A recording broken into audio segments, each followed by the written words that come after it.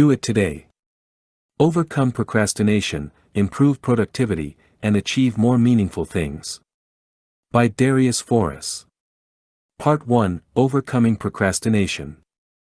You cannot escape the responsibility of tomorrow by evading it today. Abraham Lincoln.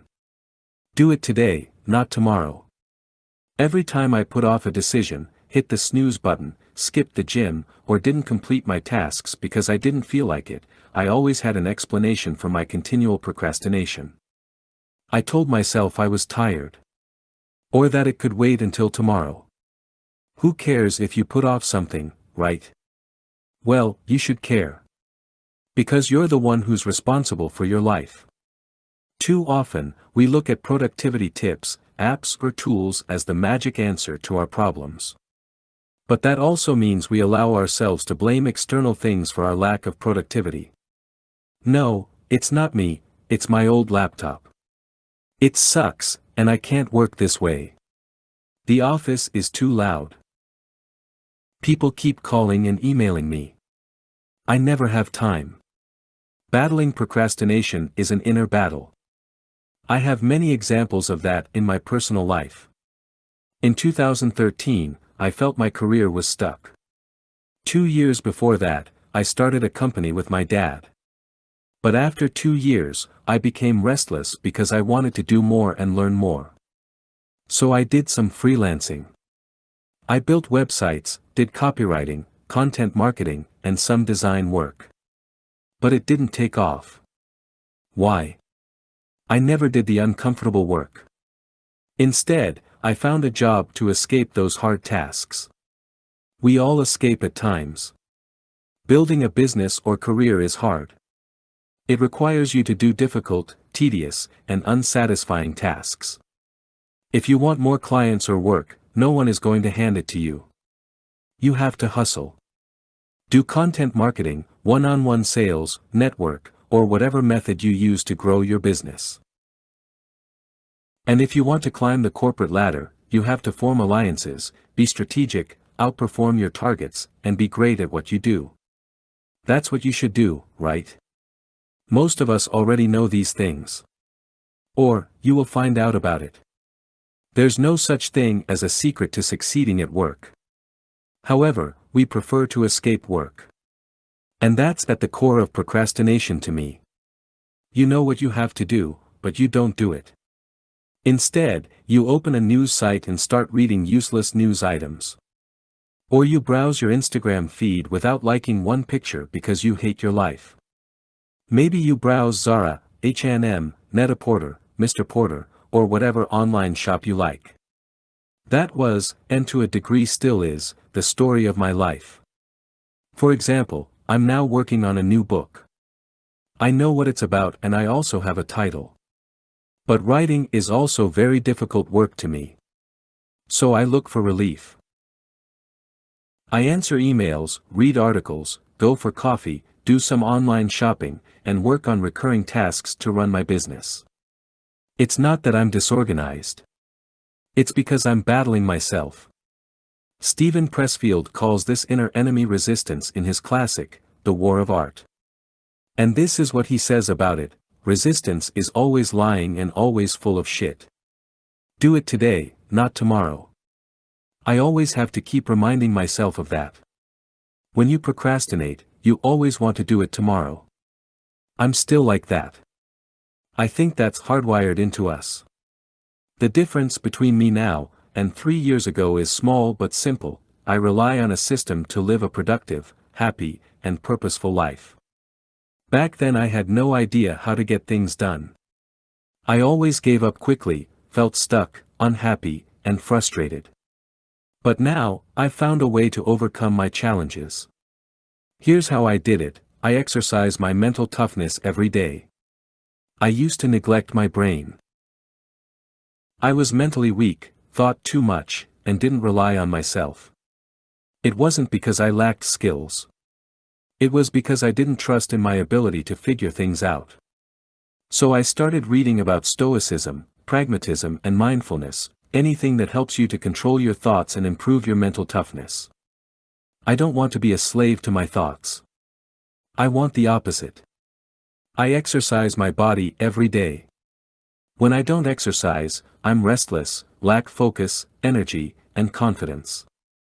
By exercising my brain and body every day, I'm always war ready. I learned that overcoming procrastination starts before you fight the war. Soldiers don't go to war untrained either, right? Be in great shape, mentally and physically. Always. I have a set of daily habits that help me to be in control of my life. I journal, read, set daily priorities, and don't consume useless information. I also make sure I interact with my friends and family every day. Human contact is important. This keeps me grounded. I don't have high expectations of life. And I enjoy my days. I never look beyond that. I always have a list of small, but important, tasks that I have to complete. Let's take my new book for example. I often want to escape difficult things like actually sitting down and writing. So I tell myself today is not a good day.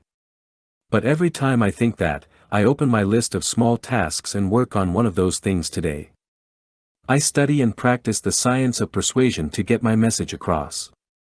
My mentor taught me, you can be the best writer and teacher in the world, but if no one knows about it, you can't make an impact. The science of persuasion helps you to write better pitches, cover letters, website copy, emails, etc. Of course, it takes time to develop the foundation of this strategy. And there's a lot more to it. But it's not magic. However, it's also not easy to live a productive life. And it's definitely not about technology or hacks.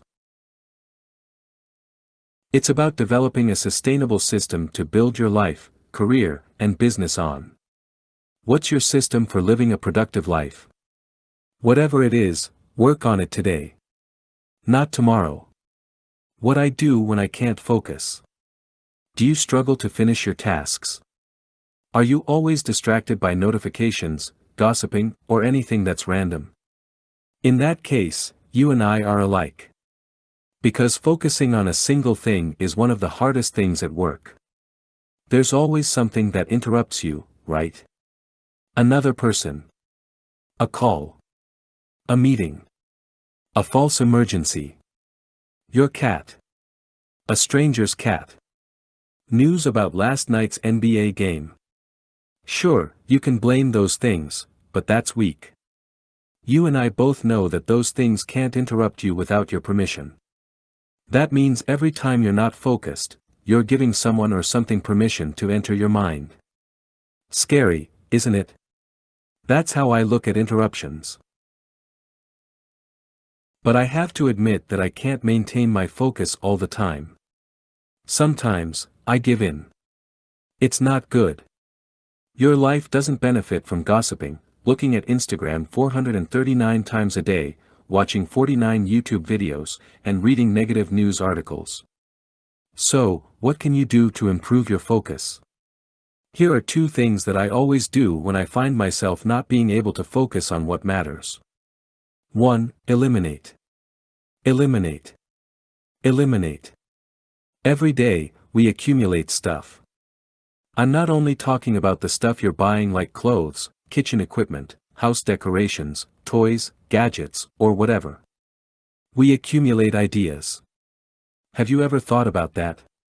We're exposed to so many ideas that we adopt some of them, and make them our own. For example, many people have told me to create more YouTube videos. My family, friends, team members, readers, students, everybody has ideas. And they want to help. Likewise, I also share my ideas with others. Ideas about how you can improve your life, career, business, or relationships. We all do it. And there's nothing wrong with that. It only becomes a problem if you don't filter the input you get from people. So after I heard from people that I should make YouTube videos, I thought to myself, hey, I should make YouTube videos. I've been thinking a lot about that for the past 6 months. And I also invested a lot of time in creating a strategy. What should my videos be about? Where should I record them? How should I edit them? What music should I use? I've been working on it a lot. And I recently published a video as well. The response was positive. There's only one problem: it consumes too much of my time and attention. As a consequence, I can spend less time on writing, podcasting, and creating new courses. And those are exactly the things that I want to do. I started a blog for a reason. I love to write, and I'm good at it. Therefore, the work is easier, compared to creating YouTube videos, which I'm not that good at. Plus, I thoroughly enjoy writing articles, books, and material for my online courses. When the work gets hard, I don't mind. But when I was working on YouTube videos, I got frustrated a lot. And again, my focus and work suffered from it. What did I do when I lacked focus? I asked myself this question: what things should I eliminate to make my life so simple that it's easy to focus? In this case, I stopped focusing on YouTube. Elimination is a key strategy that I use for many aspects of my life. We accumulate so much unnecessary baggage throughout the years that we consistently need to eliminate ideas, projects, work, objects, and so forth. If you find yourself struggling to focus, try this strategy. Make your life so simple that it's a breeze to live. And let's be honest here. Who wants to live a life that's impossible? Life is already hard enough. Don't make it harder. 2. Think about past success. Thinking about past success and happiness stimulates the production of serotonin, a chemical nerve our cells produce. Serotonin is the key chemical that affects every part of your body. Serotonin plays a huge role in our bodily functions. But it also helps to reduce depression, increase libido, stabilize mood, control sleep, and regulate anxiety. Serotonin also plays a massive role in our general well-being. But here's why serotonin matters to your focus. Serotonin also regulates delayed gratification. When your serotonin activity goes down, it can lead to a lack of focus on the long term. You are less likely to act on your plans. When you lose focus, there's a big chance that your serotonin activity is low. That's why you are giving into short-term pleasures like going out, drinking, shopping, having sex, watching TV, or anything else that gives you short-term pleasure. To improve your focus, boost your serotonin activity. Research shows that exercise can do that. But something else, that's equally effective, and a lot easier, is a simple mind exercise. All you need to do is remember positive events that happened in the past. Alex Korb, a neuroscientist at UCLA, and the author of The Upward Spiral, explains why remembering positive events helps you to focus on what matters. All you need to do, to increase serotonin levels, is remember positive events that have happened in your life. This simple act increases serotonin production in the anterior cingulate cortex, which is a region just behind the prefrontal cortex that controls attention. When serotonin goes up, your focus goes up. Ultimately, that's what you should do. I know that it sounds cheesy, but when something is wrong, you must fix it. When I can't focus, the first thing I do is to acknowledge that I have a problem that needs a solution. Some people go through life without even acknowledging that they have problems. No, it's not normal to check your phone every 2 minutes. No, it's not normal to gossip all the time. No, it's not normal to be bored. Focus on your life. Think about what matters to you. Then, do those things and don't get distracted, stay on the path. Good luck. How to beat procrastination, backed by science. Procrastination has been around since the start of modern civilization. Historical figures like Herodotus, Leonardo da Vinci, Pablo Picasso, Benjamin Franklin, Eleanor Roosevelt, and hundreds of others have talked about how procrastination is the enemy of results. One of my favorite quotes about procrastination is from Abraham Lincoln. You cannot escape the responsibility of tomorrow by evading it today. The funny thing about procrastination is that we all know that it's harmful. Who actually likes to procrastinate? No one enjoys doing that. Me neither. And yet, procrastination was the story of my life. When I was in college, every semester, this would happen. In the beginning of each semester, I was the coolest dude on the planet. Relaxing, going out, enjoying myself. Big time. I experienced no stress whatsoever. However, about a week before my exams, I would freak out. Dude, why didn't you begin earlier? I would tell myself. And what would follow is an ugly sight of me, with a bunch of Red Bull cans, locked up in my room, freaking out while I was studying. And research shows exactly that. When you procrastinate, you might feel better on the short term, but you will suffer in the long term. It doesn't really matter why you procrastinate. Some love the pressure of deadlines. Some are afraid to fail, so they put it off until the very last moment. One thing that all procrastinators have in common is that procrastination has a price. This highly cited study, published in the American Psychological Society Journal, by Diane Tice and Roy Baumeister, discusses the cost of procrastination. It is related to depression, irrational beliefs, low self-esteem, anxiety, stress. Procrastination is not innocent behavior. It's a sign of poor self-regulation. Researchers even compare procrastination to alcohol and drug abuse. It's serious. And I've experienced that for many years. The years after I got out of college were also a struggle in terms of starting and finishing work.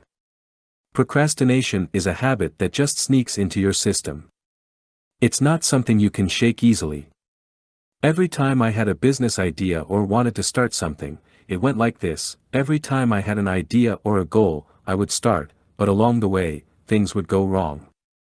I went from start to total chaos. Distractions, other ideas, other opportunities, failure, negative self-talk, etc., would get in the way. And the results are always the same: you never get anything done. Beating procrastination. To me, the key finding from the study by Diane Tice and Roy Baumeister is this: the present evidence suggests that procrastinators enjoy themselves rather than working at assigned tasks, until the rising pressure of imminent deadlines forces them to get to work. In this view, procrastination may derive from a lack of self-regulation and hence a dependency on externally imposed forces to motivate work. Self-regulation, self-control, willpower, are all things that we overestimate. We think, yeah sure, I will write a novel in 3 weeks. In our minds, we're all geniuses and mentally strong. But when the work comes, we cop out. If you're a procrastinator, you can't help but delay work. And that's true for the small and big tasks. Sure, everybody fears to step outside of their comfort zone, that's why we call them comfort zones. It takes courage to make a bold move. But it sure doesn't take any courage to complete small tasks like paying bills, printing out something for your boss, doing taxes, etc. The truth is, procrastination has nothing to do with what you're trying to do, small or big. It can wait until later. It can always wait, right? For me, completing tasks went like this: there comes a moment between the start and end of a task. I call it the slope of procrastination, when you give in to one distraction. And that's exactly the moment you give up being productive.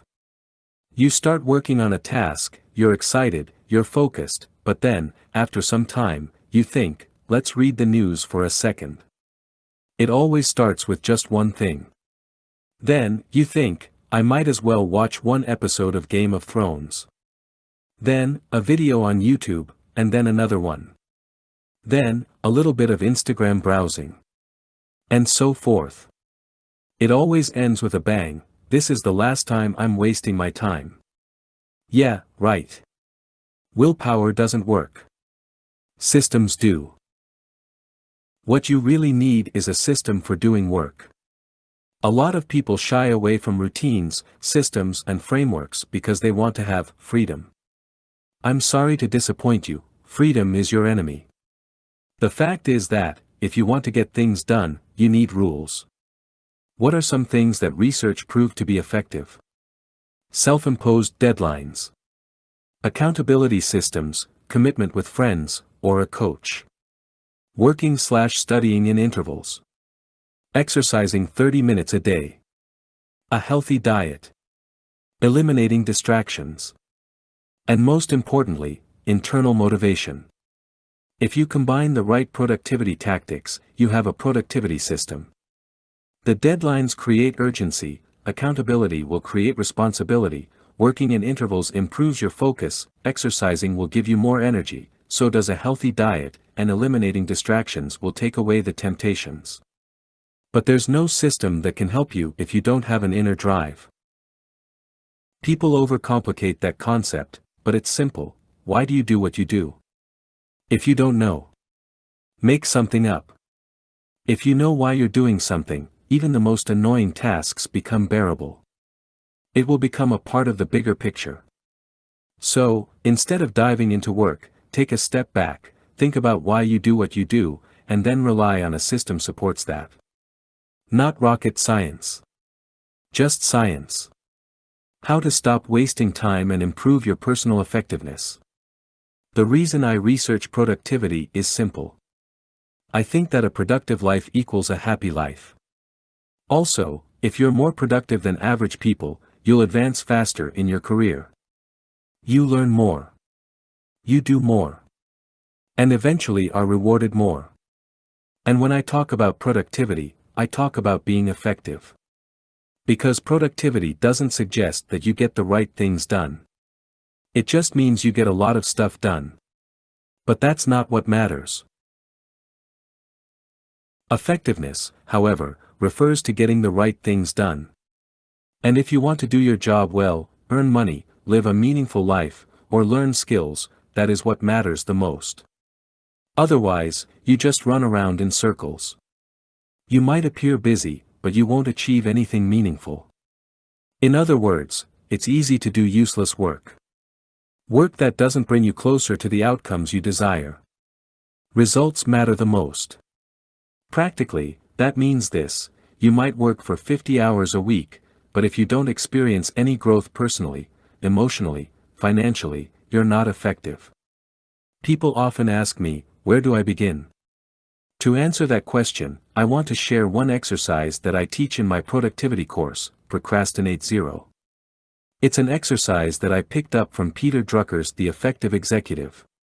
To me, Drucker is the first and best thinker when it comes to effectiveness for knowledge workers. Many of the books, articles, productivity tools, and productivity apps you see these days are all in a way influenced by Drucker, who essentially invented the term personal effectiveness. What you will find next is a simple exercise from The Effective Executive, which I modified slightly to make it easier, that you can apply to become more effective yourself. Step 1. Know thy time. I often hear people saying, I don't know what's wrong with me. I keep procrastinating. My question is, do you know thy time? If you don't measure your time, it's tough to stop procrastination or improve your productivity. Because if you want to manage your time better, you have to know where it goes first. Your memory is not sufficient. If I asked you what you were doing exactly 1 week ago at this time, would you have an answer? There you go. How do you know your time? Keep an activity log.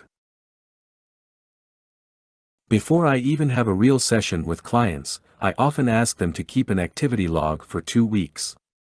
An activity log is exactly what you imagine, an hour-by-hour record of what you're doing throughout the day. The specific method you use for your activity log doesn't matter. The only thing that matters is that you want to keep a record for at least 2 weeks. Preferably, you want a whole month of recorded activities. I just keep a pen and a notepad on my desk, and every hour I write down the time and what I've done during the past hour. It's important to keep the notebook visible, so you don't forget. Step 2. Identify the non-productive work. This step is actually very simple. I just have one question for you: go through all the recurring activities in your log one by one. What would happen if you would stop doing them? If the answer is, all hell breaks loose, don't change anything. But if your answer is, nothing would happen, you've hit gold. We all do activities that have zero return. I call those activities time wasters. Step 3, eliminate the time wasters. Boom. That's it. Know where your time goes. Identify the critical tasks from the trivial tasks in your life. And cut the trivial, time-wasting, tasks. That's simple. Yes. If you want to be a super effective person, you regularly keep a log.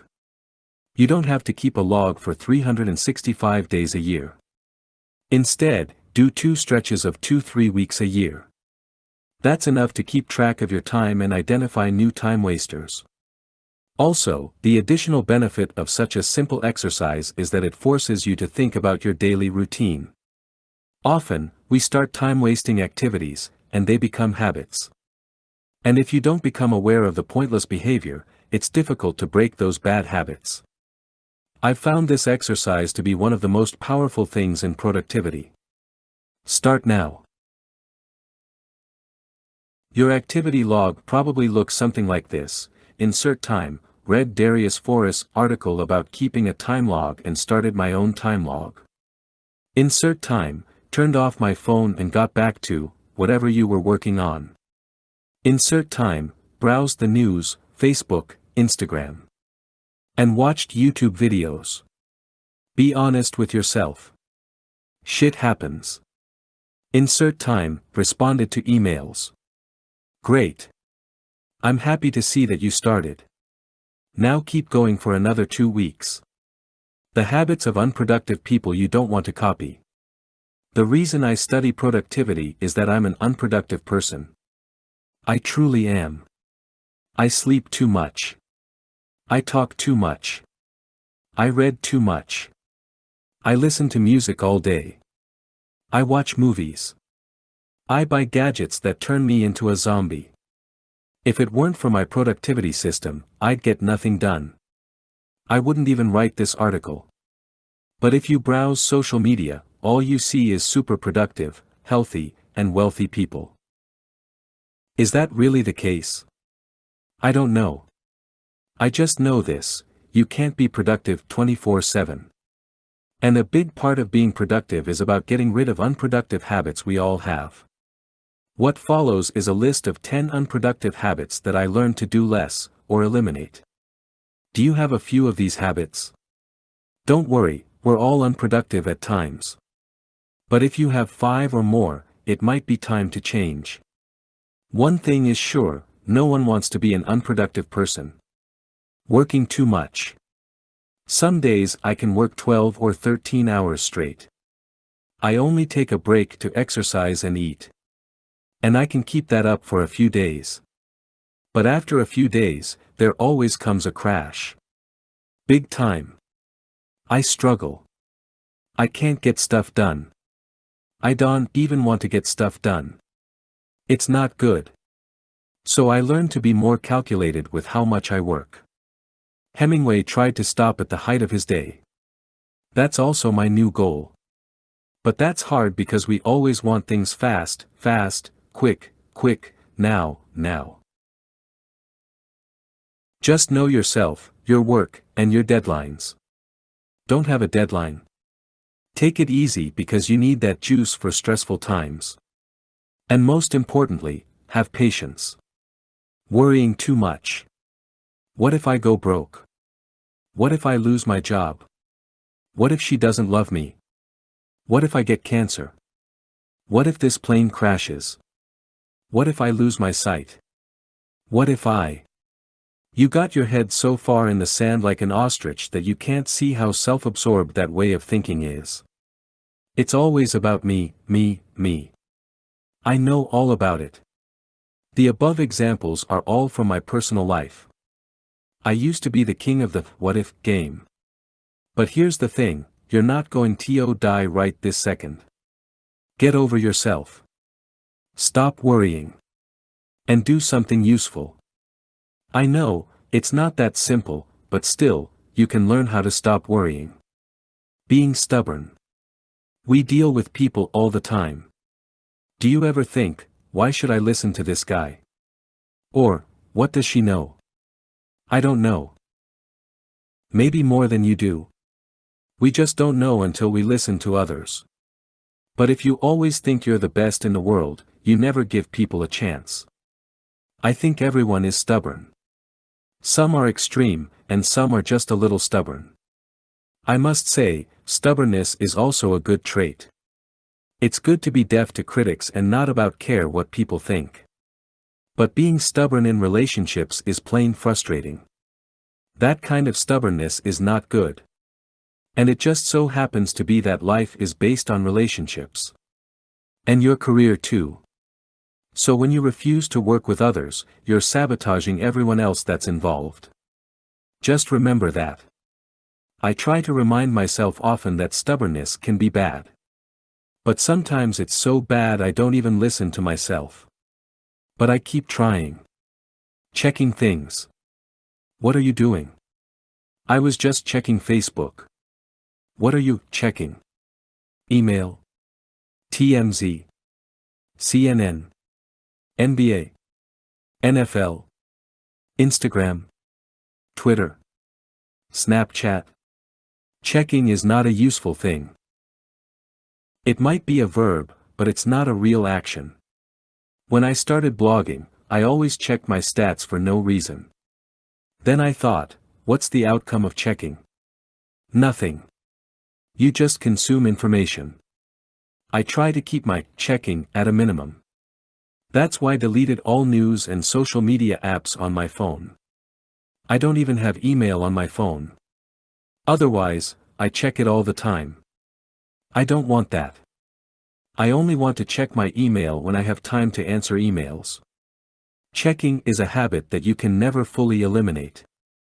I still follow the NBA because I like it. Pick only one or two checking vices you actually like. Eliminate the rest.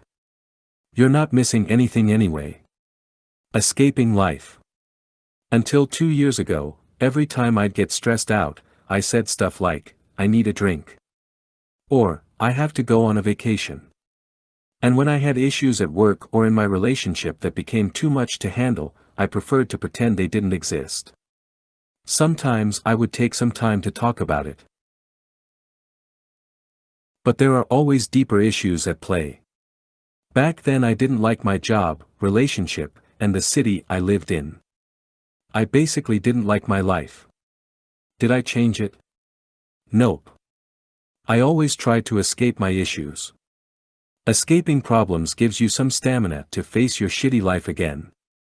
But you and I both know that problems never go away until you grab them by the root and extinguish them. I learned that the hard way. These days I deal with problems before they become big problems.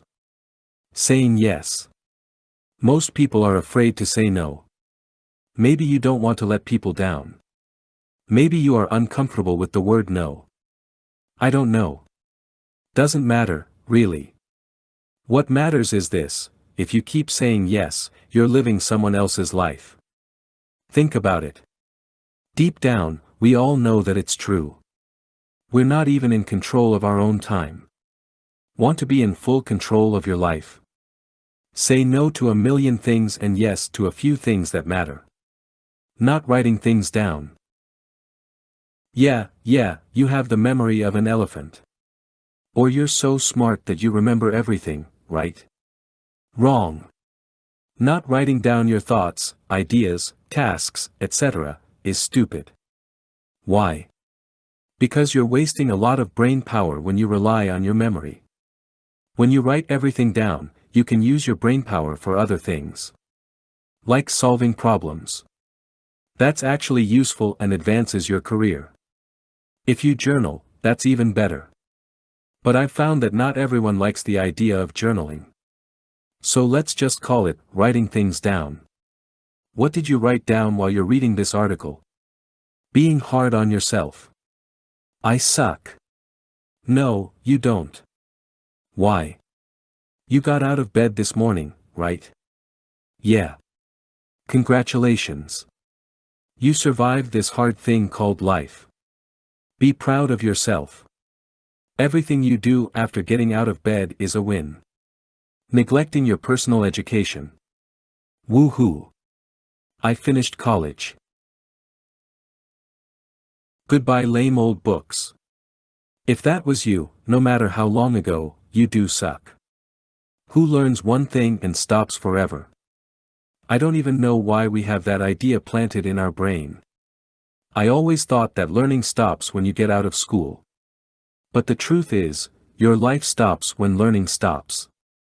Invest in yourself. Learn something. Read books. Get courses. Watch videos. Do it from home or go places. It doesn't matter. Just learn new things. You'll be more productive and more excited about life. Hating rules. I saved the best for last. Most people hate rules, right? It starts when we're kids. Why do I have to do this? Why do I have to do that? Because it's better for you. That's why. You weird kid, but when we're adults, we don't have to follow the rules, other than actual rules set by the government, but you get what I'm talking about. Rules are dumb. That's what I always believed. I thought I was a maverick. But I was an idiot. Rules are actually the best thing about life. Without rules, we would be hot dog eating pigs right now. And when it comes to productivity, the first rule is, have rules. If you want to live without rules, go ahead. But life is not Fight Club. Rules actually help us to solve problems and get the most out of life. Josh Weltman, an advertising creative director for 25+ years, and the co-producer of Mad Men, put it well in his book Seducing Strangers: Solving a Problem Requires a Weird Combination of Freedom and Constraint. Whenever I hear, just have fun with it, or, think outside the box, I know from experience that things are about to turn into a colossal waste of time. Good news, you make up the rules.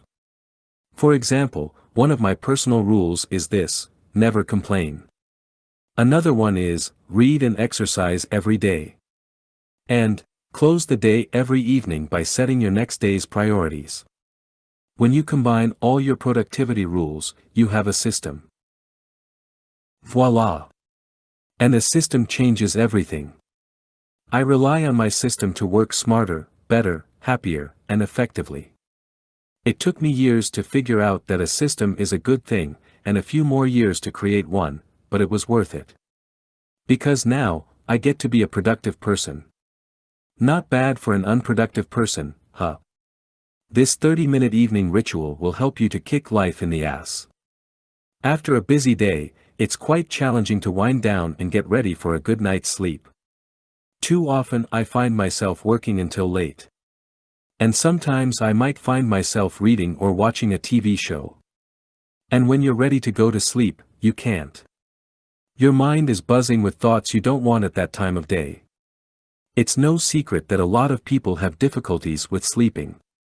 According to the National Sleep Foundation, 45% of Americans say that poor or insufficient sleep affected their daily activities at least once in the past 7 days. Why's the evening so important? Well, you might have a perfect morning ritual, a fully planned calendar, and the intention to crush your day, but if you lack the energy, you're not doing anything productive. During the past 6 months, I've experimented a lot with evening and morning rituals. What I've found is that a morning ritual is easy to implement in your life. But they're also easy to quit. When we wake up tired, we often fall back on our, not helpful, habits. End result? You lose, and life wins. You end up not focused, out of control, agitated, and just not happy overall. That's why I've created an evening ritual that helps me to get ready for some well-deserved rest. We all know it, get 7 to 9 hours of sleep. But too often life gets in the way, and we don't follow common sense. But with the following evening ritual, I've found a good way to bring more consistency in my evenings, and therefore, my life. From minute 0 to minute 10, close the day. Every evening I take 10 minutes to journal about my day. In a few sentences, I write about what I've accomplished, what I've learned, and anything that's worth remembering. That simple exercise helps me to, 1. Remember what I did, sounds stupid, but we forget most things we do. 2. Review my progress and see whether I'm doing all the things that I should be doing, like reading, working out, spending time with my family, writing, talking to people I work with. I've learned this exercise from Jim Rohn. He says, at the end of each day, you should play back the tapes of your performance. The results should either applaud you or prod you. It's simple: close the day before you start a new day. Also, close every week before you start a new week. Similar for every month, and every year. Sounds simple, right? It's one of those simple ideas that have a huge impact on your life.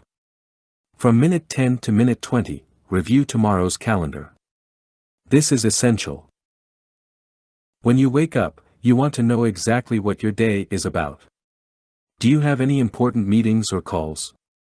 Deadlines, maybe? What do you have to get done? When are you working out? Do you have any pressing items on your agenda? When are you dealing with them? This simple exercise takes away almost all stress and anxiety I have. Most anxiety comes from unsolved problems. And often, we worry about problems that are not real. But when you say to yourself, I'm going to work on problem X from 10 a.m. until 11 a.m., you can relax. Also, there's nothing you can do late in the evening. Just go to bed, already. Leave the problem solving for tomorrow when your brain is fresh. From minute 20 to minute 25, prepare your outfit. Oh, you're so vain. No, I don't want to unnecessarily stress my brain. Look, your brain is a muscle. And after a certain amount of decisions, your brain runs out of juice. And that means the quality of your decisions will decrease. That's called decision fatigue. But I'm not worried about that in the evening because I'm headed to bed so my brain can recharge. A few extra decisions won't hurt. However, those few extra decisions will hurt your productivity if you think about your outfit in the morning. So why not prepare your outfit so you don't have to use your precious brainpower in the morning? From minute 25 till minute 30, visualize. Because I've gone through my calendar earlier, I know what my day will look like. Next up, visualize the next day in detail. Charles Duhigg talks about this exercise in his new book Smarter, Faster, Better. Duhigg writes about how the most productive people visualize their days with more specificity than the rest of us. I prefer to do this exercise in the evening because when I wake up in the morning, I still remember what I've visualized. The result is, no more snoozing. You won't believe how much I would hit the snooze button in the past. In fact, I would snooze so often that the alarm on my phone would just give up. The hardcore snoozers know what I'm talking about. Hit snooze so often, and you win. The opposite is true. Snoozing is for losers. But I'm not losing anymore because of this 30-minute evening ritual. As a result, I go to sleep without stress, and I wake up with focus. I exactly know what I have to do to turn the day into a success. And that's what I want to achieve with this ritual. 30 minutes of your evening sounds like a pretty good ROI if you want to improve your life. So give it a try tonight and find out for yourself. But don't be surprised if you wake up tomorrow morning ready to kick life in the ass. Why disconnecting from the internet improves your focus. Modern life is pretty good. You're always connected to the internet, inside your home, and outside of it. With your smartphone, you have the world at your fingertips. Sounds great, right? Not. Most people don't use technology but are rather used by technology. Apps, games, videos, articles, commercials, TV shows, are all designed to keep your attention. So without you knowing it, you waste countless of hours every single week. Your attention is all over the place, but not at the right place. To be everywhere is to be nowhere. Seneca. Why do you think Netflix automatically starts the next episode in 3, 2, 1 seconds? When that happens, you think, screw it, let's watch another episode. The same goes for YouTube. Why do you think their suggestions are so good? They keep you locked in. And this applies to all content. There is always a next video, episode, article, game, round, movie, you name it. Funnily enough, most people who read these type of articles know that a lack of focus is bad.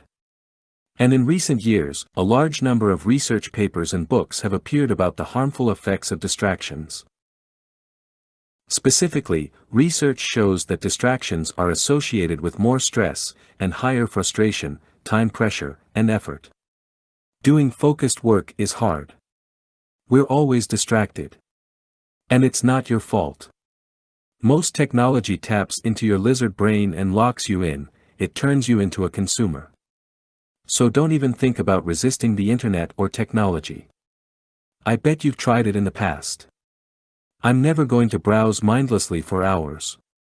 Yeah, right. What will work? Recently, I wrote about how I beat procrastination by creating a system. Well, one of the most critical parts of that system is this: disconnect from the internet. And there's only one reason to do that: too much of anything is a bad thing. Even good things. Too much exercise. You will get overtrained. Too much love. You will smother people. Too much work. You will burn out. Too much food. You will get fat. Too much water. You will die. So why do you consume so much internet? I asked myself that question 2 years ago. I had no answer. So I thought, I do everything else in moderation, why not the internet? Soon I found out that there's no moderation with internet usage. It's like an all-you-can-eat buffet. You're already full, but you still keep eating. And after you've stuffed yourself, the regret will eat you up alive. And that's the same with internet usage. It's so tempting and satisfying, and available everywhere. So you go all out with it. YouTube, WhatsApp, Facebook, Snapchat, etc. I'm all about eliminating distracting stuff. However, I also don't want to live my life as a recluse. So I had to find a middle ground that worked.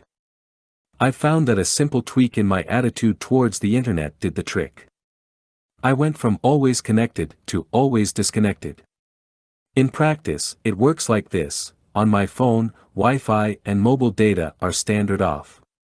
I only turn it on when I need it. On my laptop, I use an app called Self-Control during the times I work. Try Focus Me for Windows. The app blocks distracting sites. The advantage is that my apps like Evernote, Day One, Office 365 remain connected, so I can save my work in the cloud. Always connected isn't a good thing for your focus and productivity. It's the same as going to the gym. Or having dinner. Or having a romantic evening with your partner. You don't do those things for 24 hours a day. You do them for 30 minutes, an hour, or a few hours. Too much of those things is simply not effective.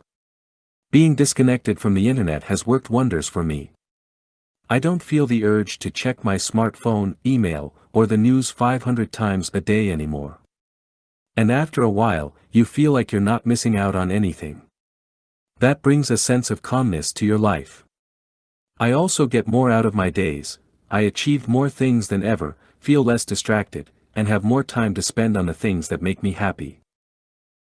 At the end of the day, the internet is just a tool. However, some of us think it's everything. But I'm pretty confident that, in years from now, I will not look back and regret that I didn't spend enough time on the internet. Can you imagine? You're on your deathbed, and you're saying this to your family: I'm glad I watched so many fail compilations on YouTube. Nope. You'll probably look back and reflect on the time you spent with your family or friends. Or the memories you made when you were traveling. Or how much you enjoyed your work. So cut the crap with the internet. It's not giving you anything but frustration. And after reading this article, disconnect. You will get some withdrawal symptoms like grabbing your phone 100 times. Or hitting the F key on your keyboard, for Facebook, all the time. But I'll promise you this: disconnecting will help you do more. And that's what life is about. The single biggest reason most people procrastinate in life. For most of my life, I've been a habitual procrastinator. When I had my first summer job at age 16, I did everything not to work. I had an inside sales job at a telecom company, and I had to sell mobile contracts to clients. The company had software that would automatically call the next client when you finished a call. So you would be on the phone constantly, but I found a way around that process. After every call, you had to log your activity on the system. Things like, client is interested, but has to discuss it with her grandson. Yes, I sold to a lot of elderly people, not proud of it. As a professional procrastinator, I took a lot of time to craft a lengthy summary of the call. When my manager asked me about my low number of calls per day, I told him, if one of my teammates calls the client, they know she had to talk to her grandson. That's valuable information, right? I did everything to put off the next call. I also procrastinated during my years at university, pursuing a master's degree in marketing. I always waited until the last moment to finish an assignment or study for an exam. I even procrastinated when I worked as a freelance marketing consultant after I graduated. I'm doing research. This time, I told myself. I didn't understand why I always put off things to the last moment. I thought it was a part of my character. And many of my friends were similar. They would say, "Who wants to work?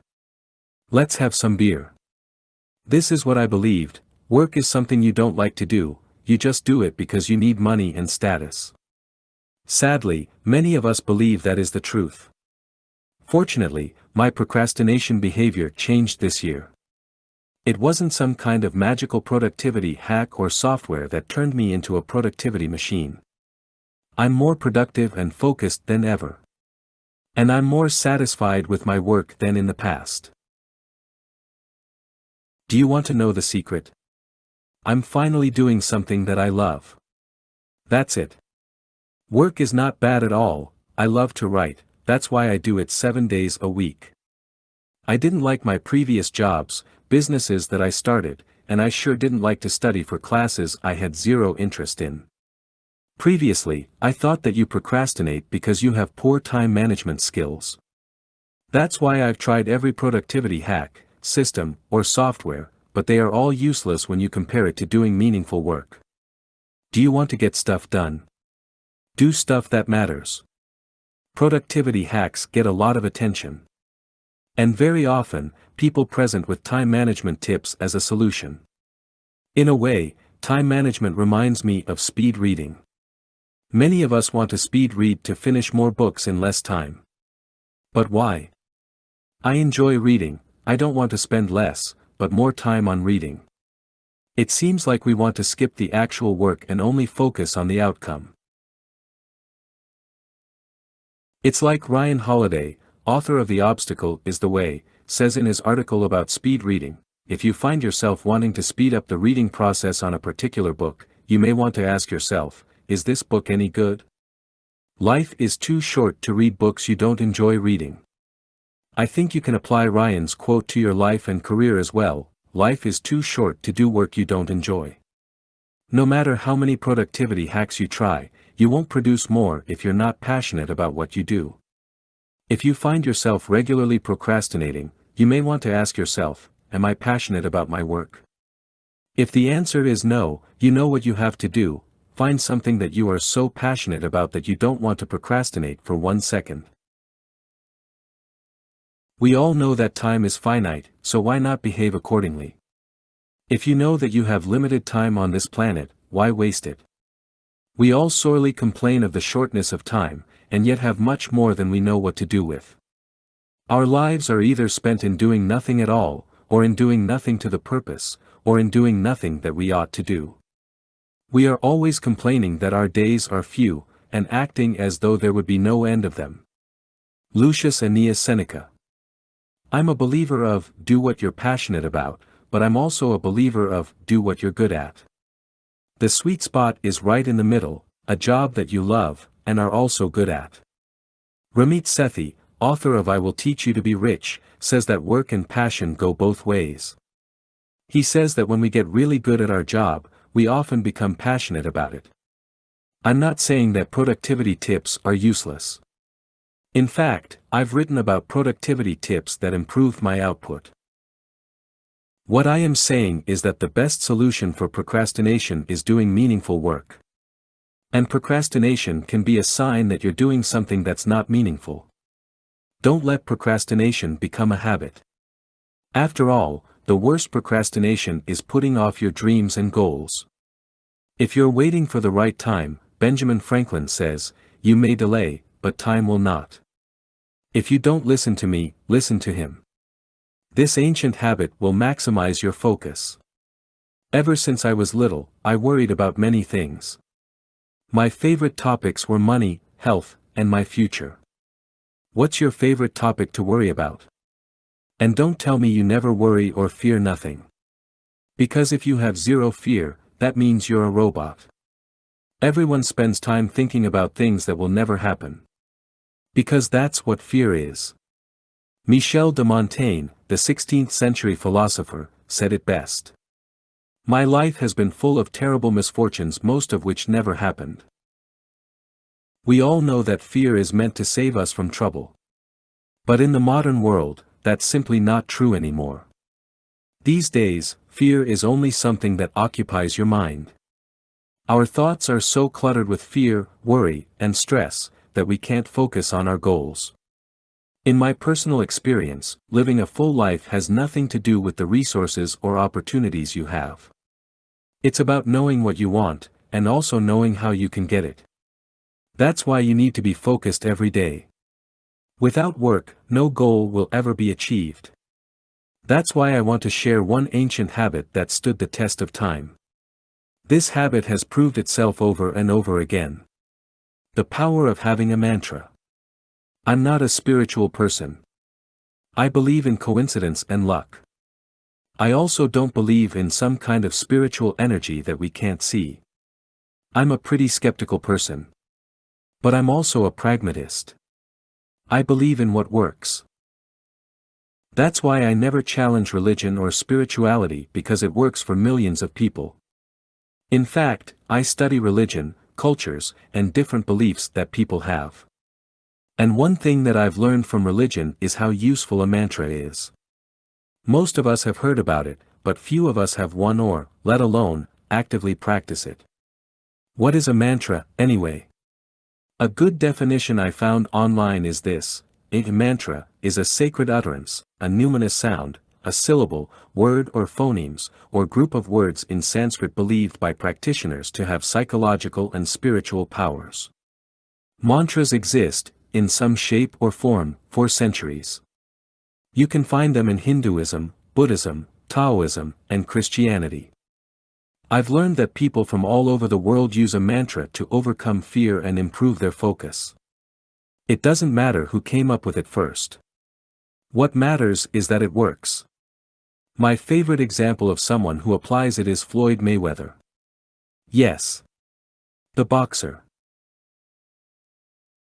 Mayweather might be a controversial figure that people either love or hate. But he's also considered as the best boxer of all time. Not one of the best. The best. He has a record of 50-0. And he never even came close to losing. His recipe for success. A lot of talent, that's for sure. But, the man also has a crazy work ethic. And he's been training ever since he was a baby. I've been following him for years. I don't care about his cars or money.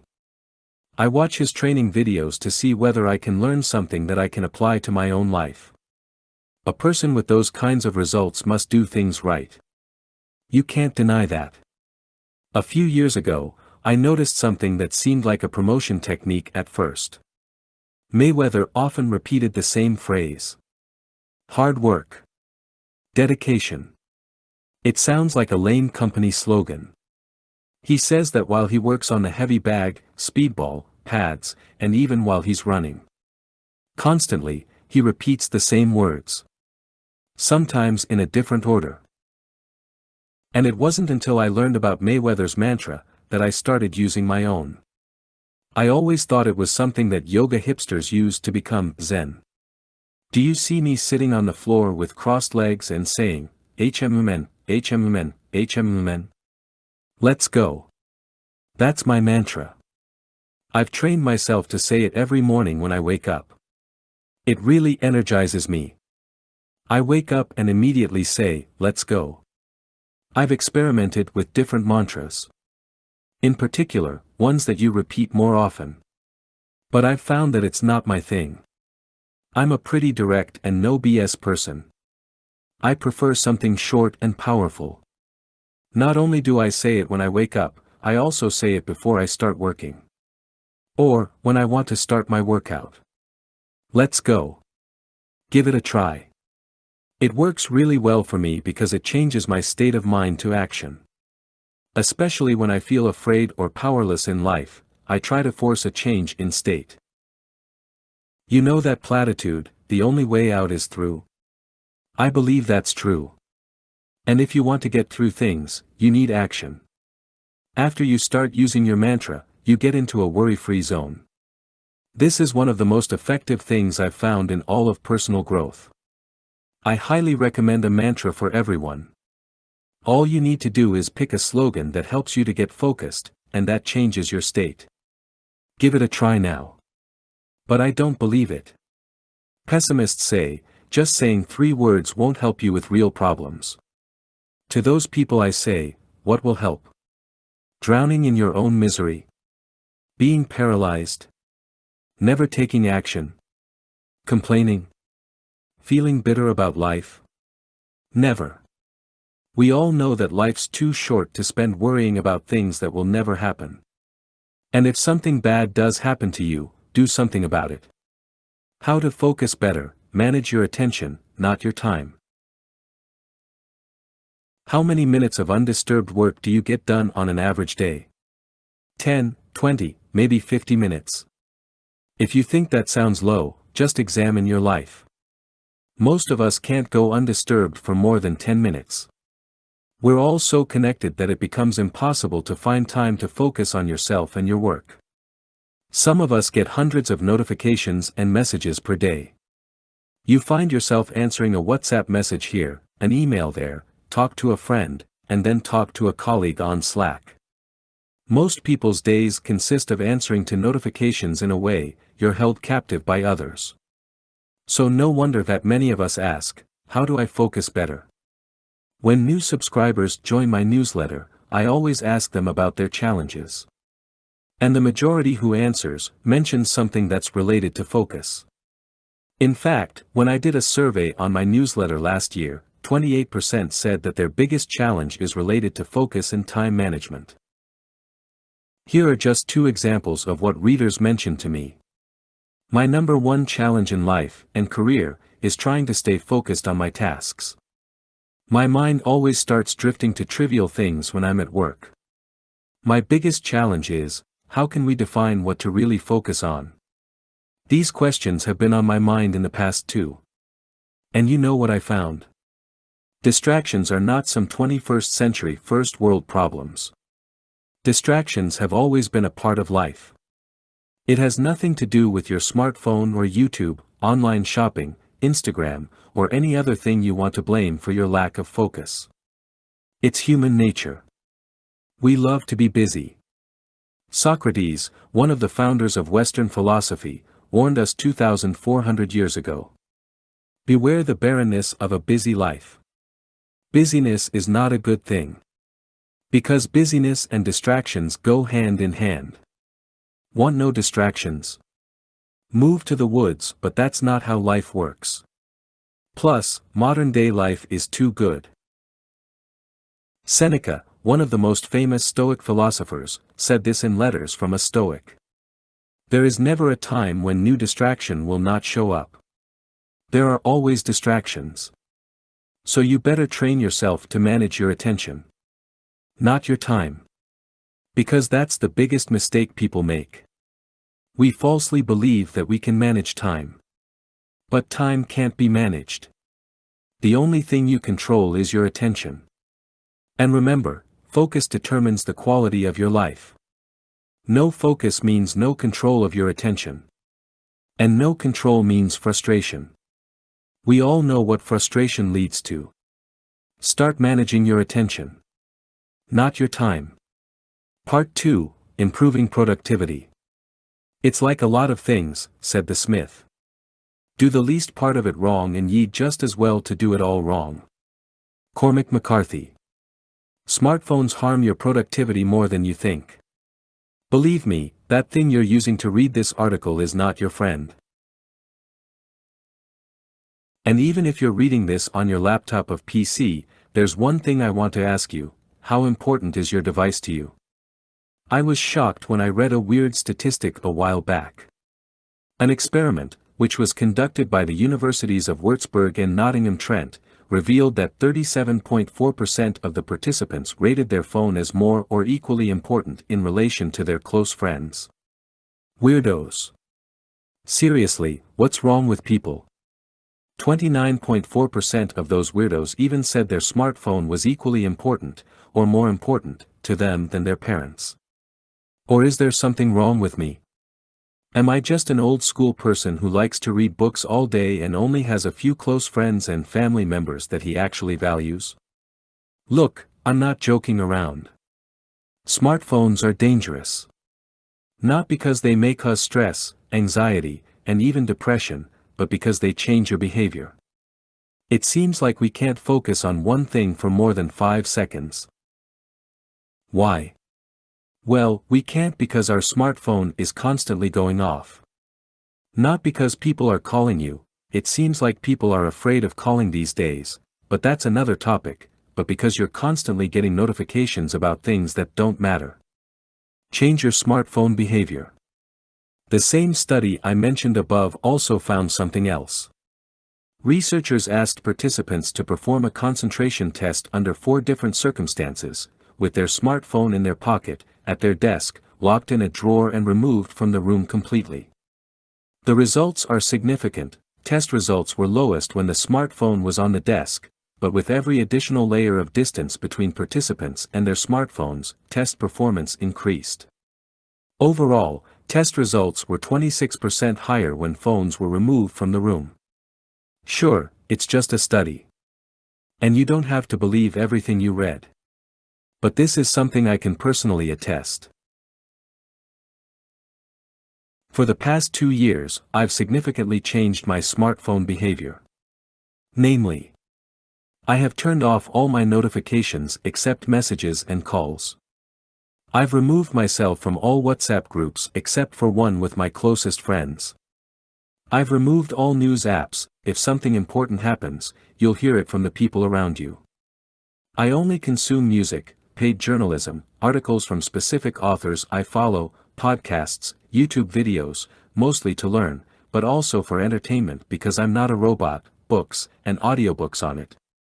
For the rest, I use my phone to call, text, and to take notes, photos and videos. Also, I've stopped immediately responding to notifications.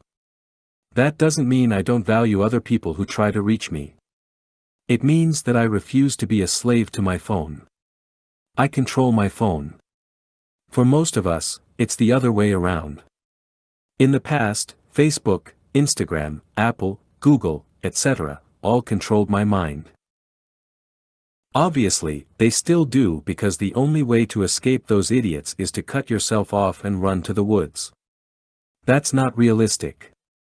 I like my phone. But I don't need it. The results have been great since I started using my smartphone in the above way. During the past 2 years, I got more things done than ever. And I still have time to work out daily, hang out with my friends, have dinner with my family, and spend time with my lady friend. You and I both have the same 24 hours at our disposal. The difference maker is how you spend those 1,440 minutes each day. To be honest, I think I still have much to improve about my effectiveness. No one reaches peak productivity. Nor is it important to be the most productive person in the world. How you want to spend your time is your business. But please don't tell me you don't want to be 26% more productive by just changing one unimportant thing in your life, your smartphone behavior. And if you wonder why not more people telling you to get rid of that thing, realize that they are trying to get to your wallet. Also, social media people who claim that they run their business with their smartphone are doing the exact same thing. They need you to consume their content, on, you guessed it, your smartphone. Apple will also never tell us, don't mind buying the new iPhone because it's going to destroy your productivity. Of course not, they try to tell you the opposite. And without a doubt, smartphones also improve productivity. You probably found my articles on your phone. That's awesome. And I also read a lot of articles and books on my phone. But you and I use the device to learn something, which is always a good thing. People who make phones and apps are smarter than us. Their only goal is to get you hooked. I think it's good to realize that. That's why I often try to remind myself not to depend on smartphones too much because my attention matters more than productivity. It's time to reclaim your attention. And thereby, reclaim your life. It's worth it. How perfectionism is destroying your productivity. Do you always worry that you didn't do a good job? Do you always question your work and your actions? Are you afraid of admitting your mistakes? Does rejection make you feel like shit? If so, you're in great danger. I'm not a perfectionist myself. At least, that's what I try to tell myself. I bet that you try to tell yourself that as well. In fact, the people who don't admit it are the worst. But here's the thing, if you're a perfectionist, you're just a procrastinator with a mask. It's no different from someone who's lazy and does nothing at all. Don't believe me? Let's take a look. A perfectionist always waits for the right moment. Never makes mistakes. Always needs more time. But at the end of the day, life and work are about outcomes. Results matter. And if you're a perfectionist, you might get the outcome someday. But the question is, when? And, at what cost? Research specifically shows that perfectionism is closely related to depression and low self-esteem. Perfectionists are their own devils. Jack Kirby. Is the price of perfectionism really worth it? I found that perfectionism is just another form of procrastination. When you constantly worry about making mistakes, doubt creeps in your mind. And that causes indecision. There are two types of perfectionists. 1. The one that never starts. You want to achieve something, but you immediately start doubting yourself. You think, I don't think I can do it. So you never start. 2. The one that starts but has too high standards. You set a goal. You work hard, maybe too hard. But you've set your goals so high, that you're always failing yourself. Both scenarios can cause the following: anxiety, worry, depression, and type A behavior. These are things that we rather avoid. Joachim Stober and Jutta German, who studied worry, procrastination, and perfectionism, write, the combination of concern over mistakes and procrastination may be a crucial factor in the maintenance of worry. On the one hand, it may prolong existing threats because no steps are taken to cope. On the other hand, it may increase existing threats or even produce additional threats because initially solvable problems will pile up, thus creating an overload of problems that may finally be insoluble. And that feeling of being helpless is the biggest pitfall for us. Because what do we do when we feel helpless? Exactly, we give up. Just look at the studies about learned helplessness. However, perfectionism is not always bad. In fact, some studies suggest perfectionism is related to greater achievement. But that's not the question here. Of course, when you set higher goals and if you have higher standards, you achieve more. Without a doubt, perfectionistic tendencies can be a good thing. But as we all know, achieving goals is not the only thing in life. It's more about how we reach our goals and aspirations. How can we beat the nasty side of procrastination and perfectionism? So we've talked about how procrastination and perfectionism are related, and why it can be bad. But what's the solution? I found an interesting study by Gordon L. Flett and his colleagues. They talk about the role of learned resourcefulness to perfectionism. They suggest that learned resourcefulness can play a mediator role. So I started looking into learned resourcefulness. And this is what I found from an article by Michael Rosenbaum. Learned resourcefulness refers to the behavioral repertoire necessary for both regressive self-control and reformative self-control. This repertoire includes self-regulating one's emotional and cognitive responses during stressful situations, using problem-solving skills, and delaying immediate gratification for the sake of more meaningful rewards in the future. Learned resourcefulness is the skill that you need to stop sabotaging yourself. Finding a balance. Let's look at the opposite of a perfectionist, a slacker. If you're a slacker, you don't care about much. Good enough is your motto. And you have no ambition at all. An attitude like that doesn't bring you anywhere. The American novelist Cormac McCarthy put it best, "It's like a lot of things," said the smith. Do the least part of it wrong and ye just as well to do it all wrong. Slacking is an attitude of, "I don't care." But if you want to make things happen in your life, you have to care. And what you want is to find a middle ground where your perfectionistic tendencies drive you, but you have the calm of a slacker, and you combine that with learned resourcefulness. So that's why I found a balance between perfectionism and slacking. It looks like this: do great work like a perfectionist, but don't give too much attention to your goals like a slacker. And finally, combine it with this: resourcefulness. Goals can work well, but they can also be counterproductive. That's why you want to rely on systems. And when shit hits the fan, use your problem-solving skills to figure things out. To me, that's the sweet spot. Instead of beating yourself up when you make a mistake or if you fail yourself, you just adjust or solve the problem. Avoid the perfectionist's favorite sentence, "OMG, this is the worst thing ever." Also avoid the slacker's favorite sentence, "I don't care."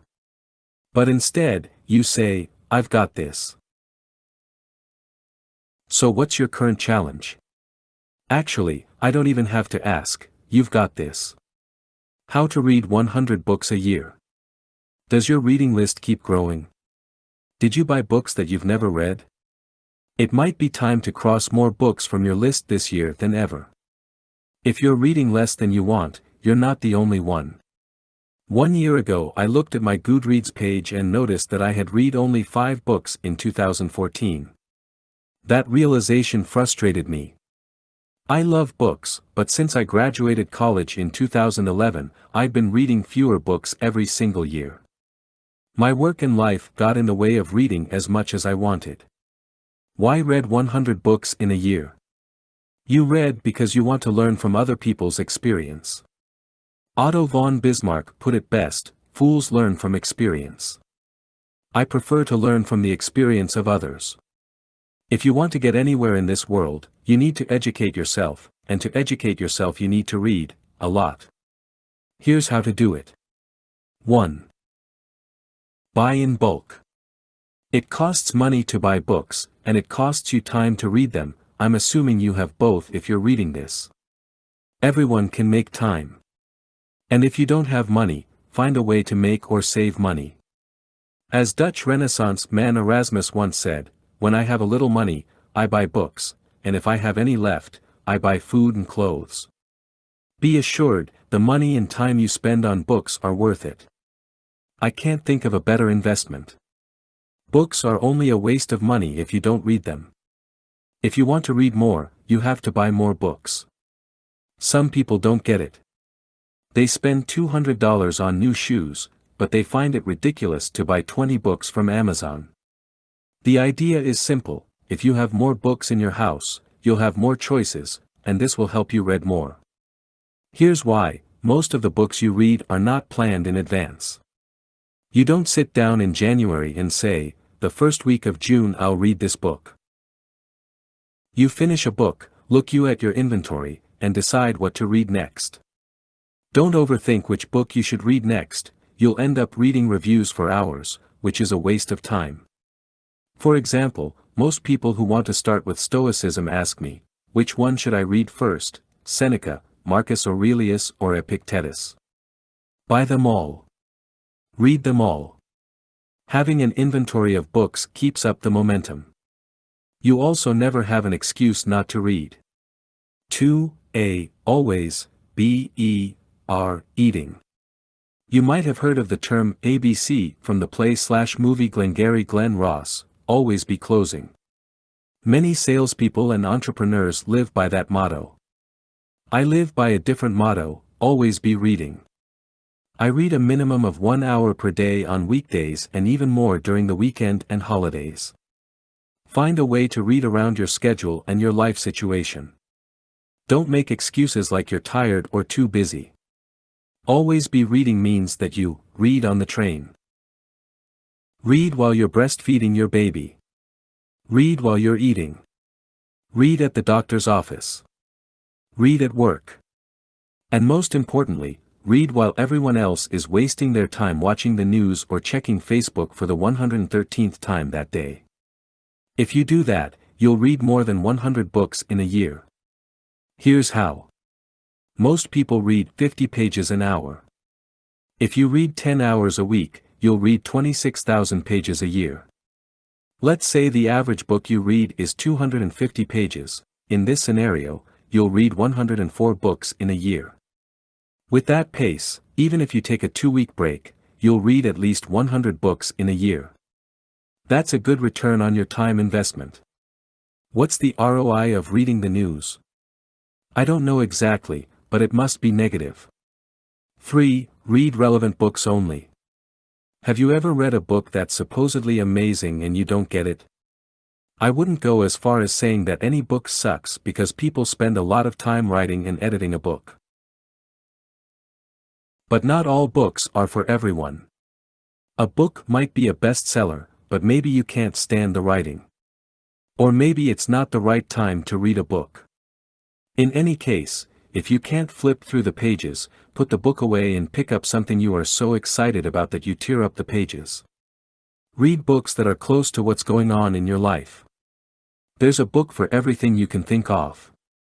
People are writing books for 2,000 years, and there have been plenty of people in your shoes, struggling teen, aspiring artist, broke entrepreneur, new parent, etc. Don't waste your time reading about subjects you have zero interest in. Instead, pick out the books that are related to your profession or hobby. Read books about people that you admire. Don't read a book just because it's a bestseller or a classic if it has no meaning to you. 4. Read multiple books simultaneously. There are no rules to reading, so you can do whatever you want. At times, I'm reading 5 books at once. I might read 50 pages of one book in the morning and then read another book in the afternoon. That's how I prefer it. Others like to read a book cover to cover and only then read something new. If you're reading something that's complicated, you might want to read something that's easier for the evenings. I like to read biographies before I go to sleep because they are like stories. Fiction also works well in the evening. I don't want to read a book about investing in bed with a highlighter and a pen. If I do that, I will be awake until 3 a.m. because my mind is buzzing with the new things I'm learning. 5. Retain the knowledge. Knowledge is only good if you use it. To retain knowledge, you need a system that helps you do that. This is how I do it. When you read a book, use a pen to make notes in the margins and highlight important text. If you're reading digitally, be aware of over-highlighting. Just because it's so easy, you shouldn't highlight everything you find slightly interesting. Keep the highlighting for aha things only. If you read something you want to definitely remember, fold the top or bottom corner of the page. For digital readers, take a picture and store it in a note-taking app you prefer. When you finish the book, go back to the pages with the folds and skim your notes. Write down, use your note-taking software or physical notebook, in your own words what the book is about and what advice the author is giving. Copy the quotes that stand out the most to you. The point is not to copy the book but to help you process the information so you can use it later. Read as much as you possibly can, but never forget to apply what you've learned because that is what counts the most. You put in many hours to read books, make sure you get something out of it. Take a vacation, it boosts your productivity and reduces stress. You recharge your phone when it runs out of juice. You refill your gas tank when you're running on empty.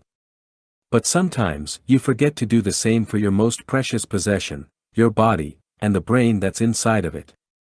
Whether you love what you do, are in between jobs, or have a job you hate, you're working.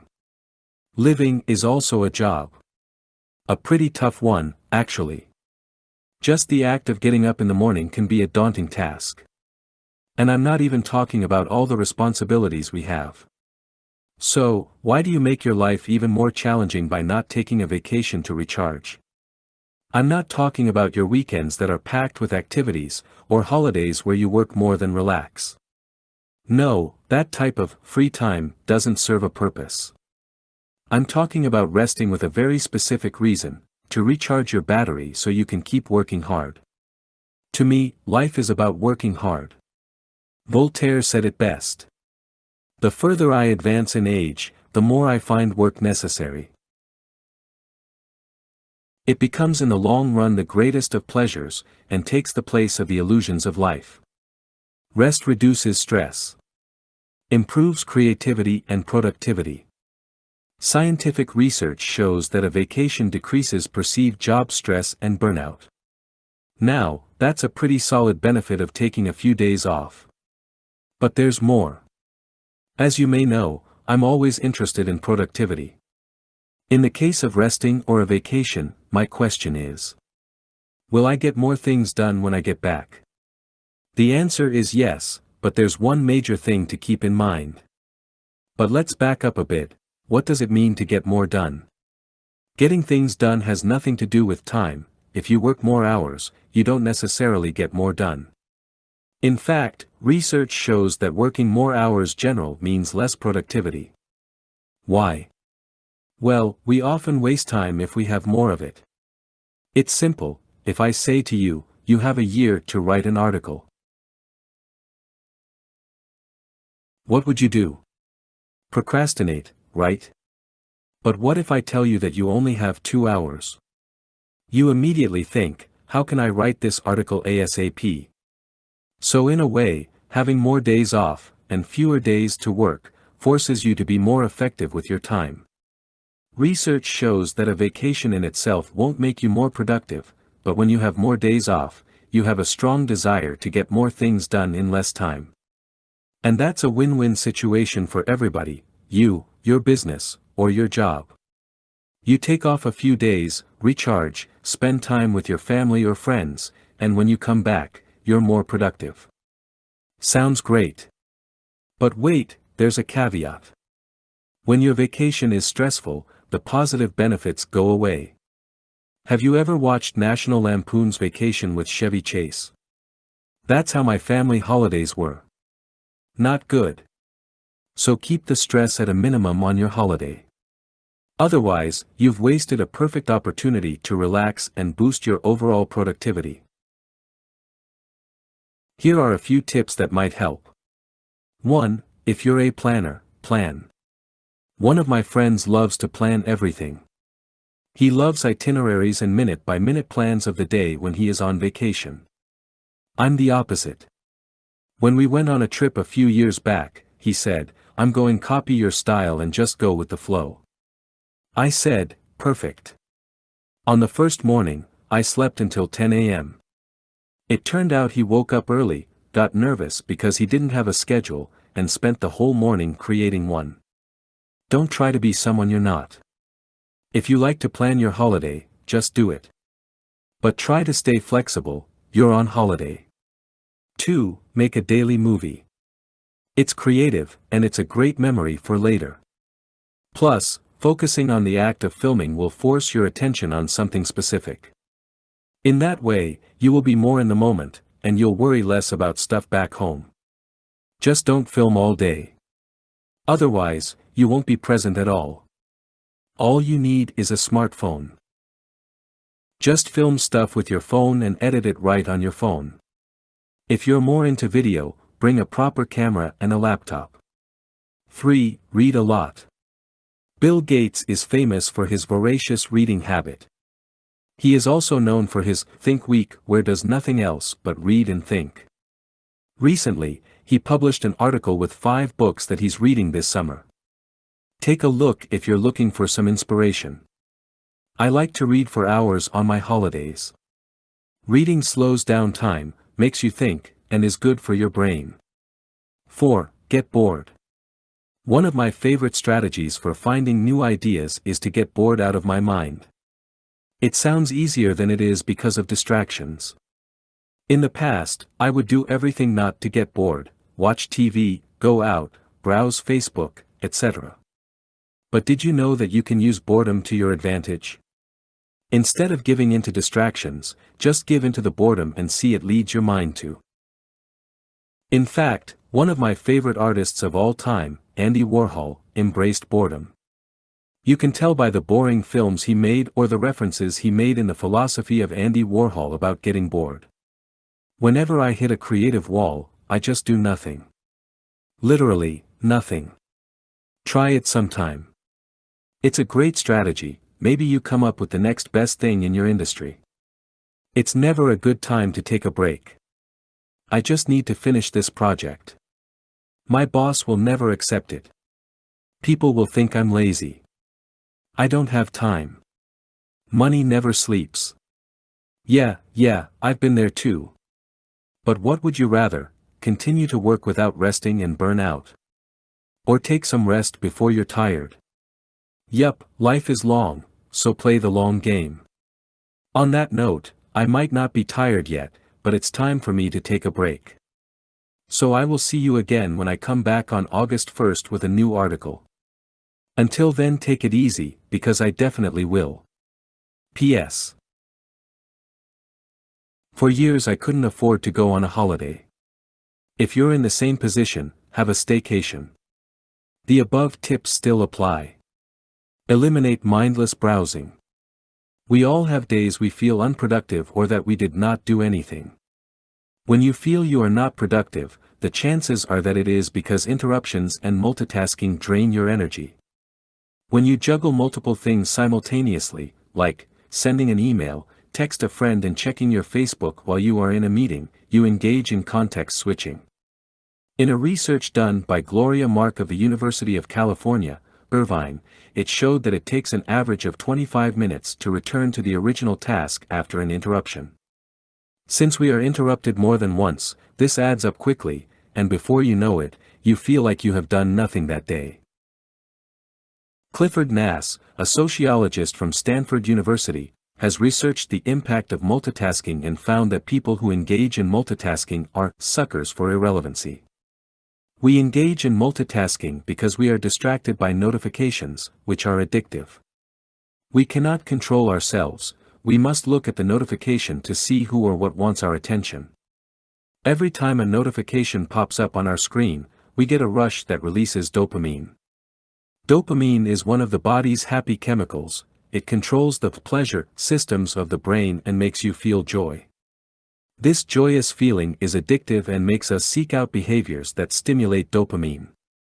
You can think about food, sex, drugs, and the notifications you receive on your screen. While dopamine may cause a rush, it also exhausts us. That is why you still feel tired at the end of the day while you have not been productive.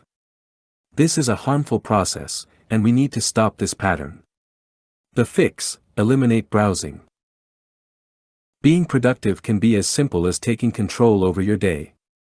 What harms your productivity the most is browsing. It absolutely kills it. We've all experienced a distortion in time when we are browsing. What? I just did nothing for 2 hours. Yes, we even do this at work. Take control of your attention and time. The point is, do something that's worth your time. Be conscious about your time. And spend so it improves the quality of your life. 20 things that will make you more productive than ever. The last 3 years have been huge for me. I've got more things done than ever, moved countries, bought an apartment in a small office building, spent loads of time with my family and friends, kept a healthy lifestyle, and exercised at least 4 times a week. Many variables determine your overall productivity. Tools, apps, or hacks don't work if you lack the right mindset, because productivity is a way of living. It's about achieving maximum output, getting shit done, and not wasting time. I think that output and happiness go hand in hand. To me, doing nothing equals misery. I want to share 20 things I've done in the past 3 years that have made me more productive than ever, in no particular order. 1. Always cut to the chase.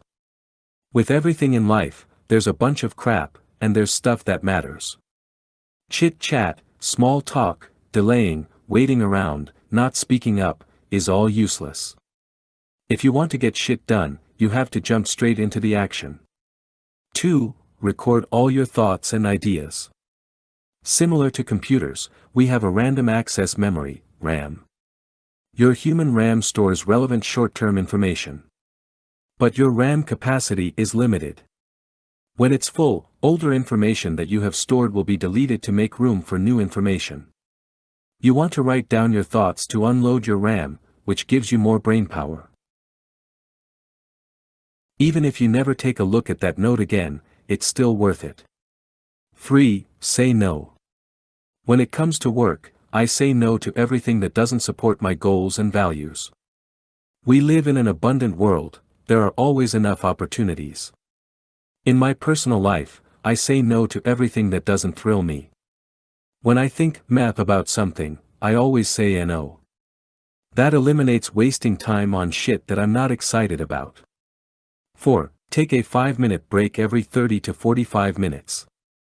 You can stretch your back, walk around, drink some water. But more importantly, you take your nose out of your work. When you come back to your desk, you might have new ideas. Or, you might think, what am I doing? And stop it before you waste all your time. 5. Eliminate everything that distracts you. Willpower is overrated. If something distracts you, eliminate it. One of my friends has a news addiction. I suggested to get rid of his TV, delete his news apps, and block the news sites on his laptop. 2 weeks later he told me that he's finally starting a business. Don't think you're immune to your distractions. Remove them. 6. Keep away clutter. A cluttered life means a cluttered brain. And with a cluttered brain, you can't get stuff done. I prefer a simple work and living environment. A desk, a laptop, and a notebook. Keep it simple. You don't need any fluff. 7. Focus on one thing some days. If you have recurring tasks, try to do as much of the same thing on one day. I write 2 to 3 blog posts on one day, the other days of the week I use for my other projects and businesses. On my writing days, I turn off my phone and just write. Nothing else gets in the way. 8. Stop consuming so much information. You don't need to read 5,000 articles on productivity. If you find useful information, try it. Don't search for more. More is not always better. You can only process so much of it. Stop consuming, start creating. 9. Create routines. Decisions fatigue your brain. And routines eliminate decisions. Which ultimately means more brainpower. Routines are not OCD, they are efficient. Use them. 10. Don't multitask. When you juggle multiple things simultaneously, like sending an email, texting a friend and checking your Facebook while you are in a meeting, you engage in context switching.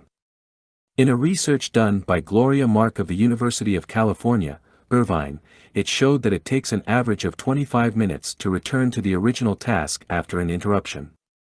That's a waste of useful time. 11. Check email twice a day. Every time you check your email, you get a rush of dopamine. I get it, checking email feels nice, and most of us are addicted. While dopamine may cause a rush, it also exhausts you. That is why you still feel tired at the end of the day while you have not been productive. To minimize that, turn off notifications, and check your email only twice a day on set times. 12. No smartphone during the first hour of your day. A smartphone's primary function is to interrupt you. But don't let other people or apps interrupt you during the first hour of your day. Take that first hour to think about the day ahead of you, read a book, enjoy your breakfast, coffee, or tea. 13. Plan the next day. Every night before I go to bed, I take 5 minutes to set my priorities, usually 3 to 4, for the next day. That makes me more focused when I wake up. I find that I waste time if I don't do this practice. It's cool to go with the flow. The only problem is, I don't want to be a dog that mindlessly chases cars. 14. Keep thinking to a minimum. When people say, "I'm thinking," they mean worrying by thinking. Don't think too much. Just do, and see what happens. If you like what you're seeing, continue. If not, do something else. 15. Exercise. A few things are vital in life: food, water, shelter, relationships, and exercise. Without this stuff you can't function properly. Scientific research shows that regular exercise can make you happier, smarter, and more energetic. 16. Laugh a little. Laughing reduces stress. And if you want to keep up your productivity, you don't want stress. So move the corners of your mouth upward as much as you can. 17. Don't go to meetings. This is a tough one for people who work for corporations. Some companies have a meeting culture. People organize meetings just to look important or procrastinate real work.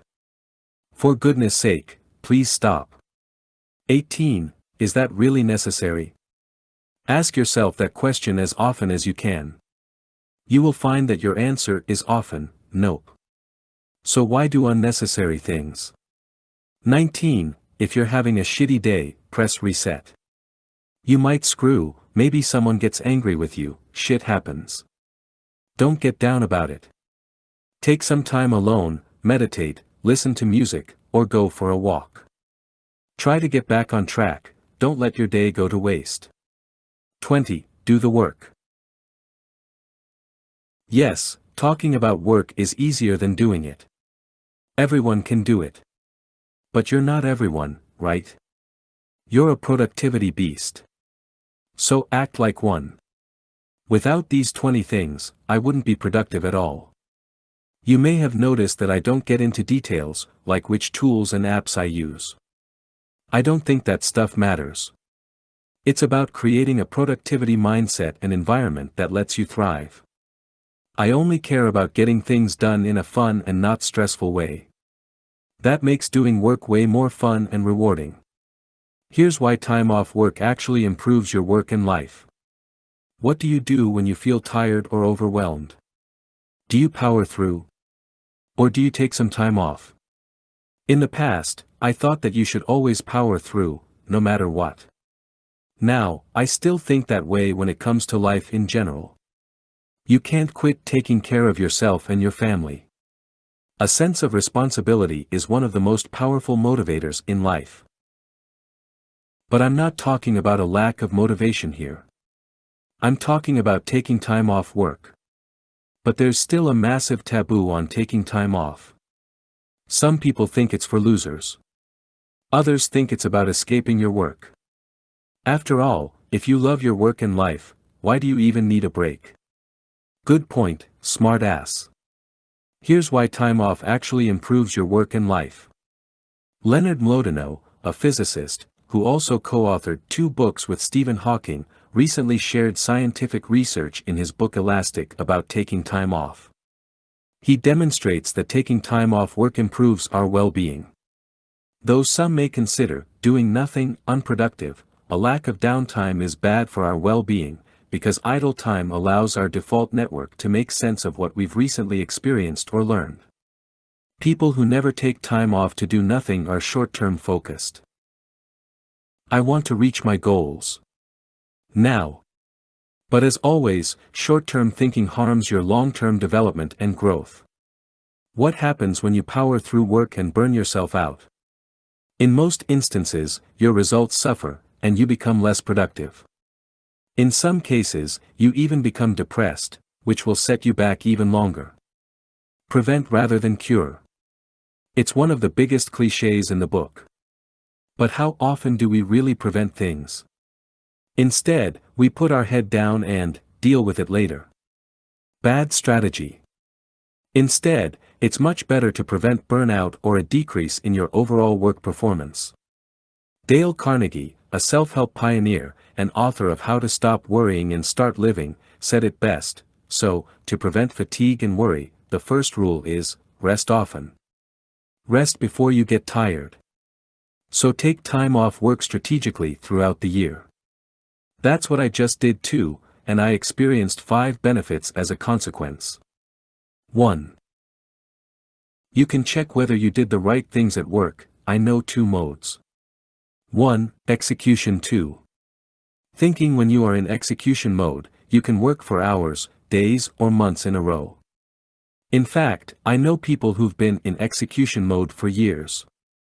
They never took time off to reflect or think about their work. Result? A midlife crisis. Or, young folks who experience a quarter-life crisis. That's what you get when you put your head down and execute without thinking. You might get results. But are those results what you want? When you take time off work, you have more inner conversations. But when you execute, you don't. That's one of the most important benefits of doing nothing. Sure, you might fall behind on work. But who cares? Would you rather go through your career with tunnel vision? I need at least 10 days off to reflect seriously. For the first 5 days, I'm still somewhere between execution and thinking mode. It's hard to switch to thinking and doing nothing if you're used to doing work. But I always learn new things about myself after a more extended break. I tend to read a lot. Over the past 2 weeks, I've read 5 books. But I didn't write at all. Also, I journaled very little. Just some reading, watching movies, documentaries, hanging out with friends, talking, daydreaming. That kind of stuff. Neither does it cost much. But the return is enormous. Now, I feel better, have more energy, and I'm excited to get back to work. That's also the next lesson I learned. 2. You get to process your ideas. Your brain does a lot of things you're not aware of. One thing that happens unconsciously is the processing of ideas by our brain. We've all had ideas that never materialized, right? How many people have you met who claim to have had the idea for Facebook, Instagram, or any other type of new thing? I once met a guy who claimed to have come up with the idea of making e-bikes. Did he do something with it? No. He now buys garbage on Alibaba and sells it to businesses, door to door. We all have ideas. Not only business ideas. I want to redecorate the house. I want to drive from NYC to LA. I want to write a book. All those ideas are great. But what are you going to do with them? I'm not even talking about execution. All ideas require processing. Are the ideas any good? Do I really want to do those things? Again, that's a thinking process. When you go from idea to execution, without processing, you often waste your time in hindsight. Of course, you can never entirely prevent that. But by taking the time to process your ideas, you can prevent your future self a lot of pain, worry, and even money. 3. You can consume more art. What is art? Anything that makes you think. A good song, movie, painting, book, poem, article, picture, sculpture, you name it. Anything can be art. There's no authority that declares what art is and what is not. I get a lot of my inspiration from art. I can't imagine what life would be without it. Well, there is art on that too. Just read Fahrenheit 451 or watched the movie Equilibrium. The best thing about art is that it improves your mood. And when you're in a good mood, you're happier. Just don't consume useless junk. Start with the classics.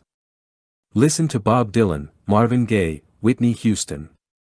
Watch movies by Alfred Hitchcock, Francis Ford Coppola. Read Ernest Hemingway, Harper Lee, Ralph Ellison.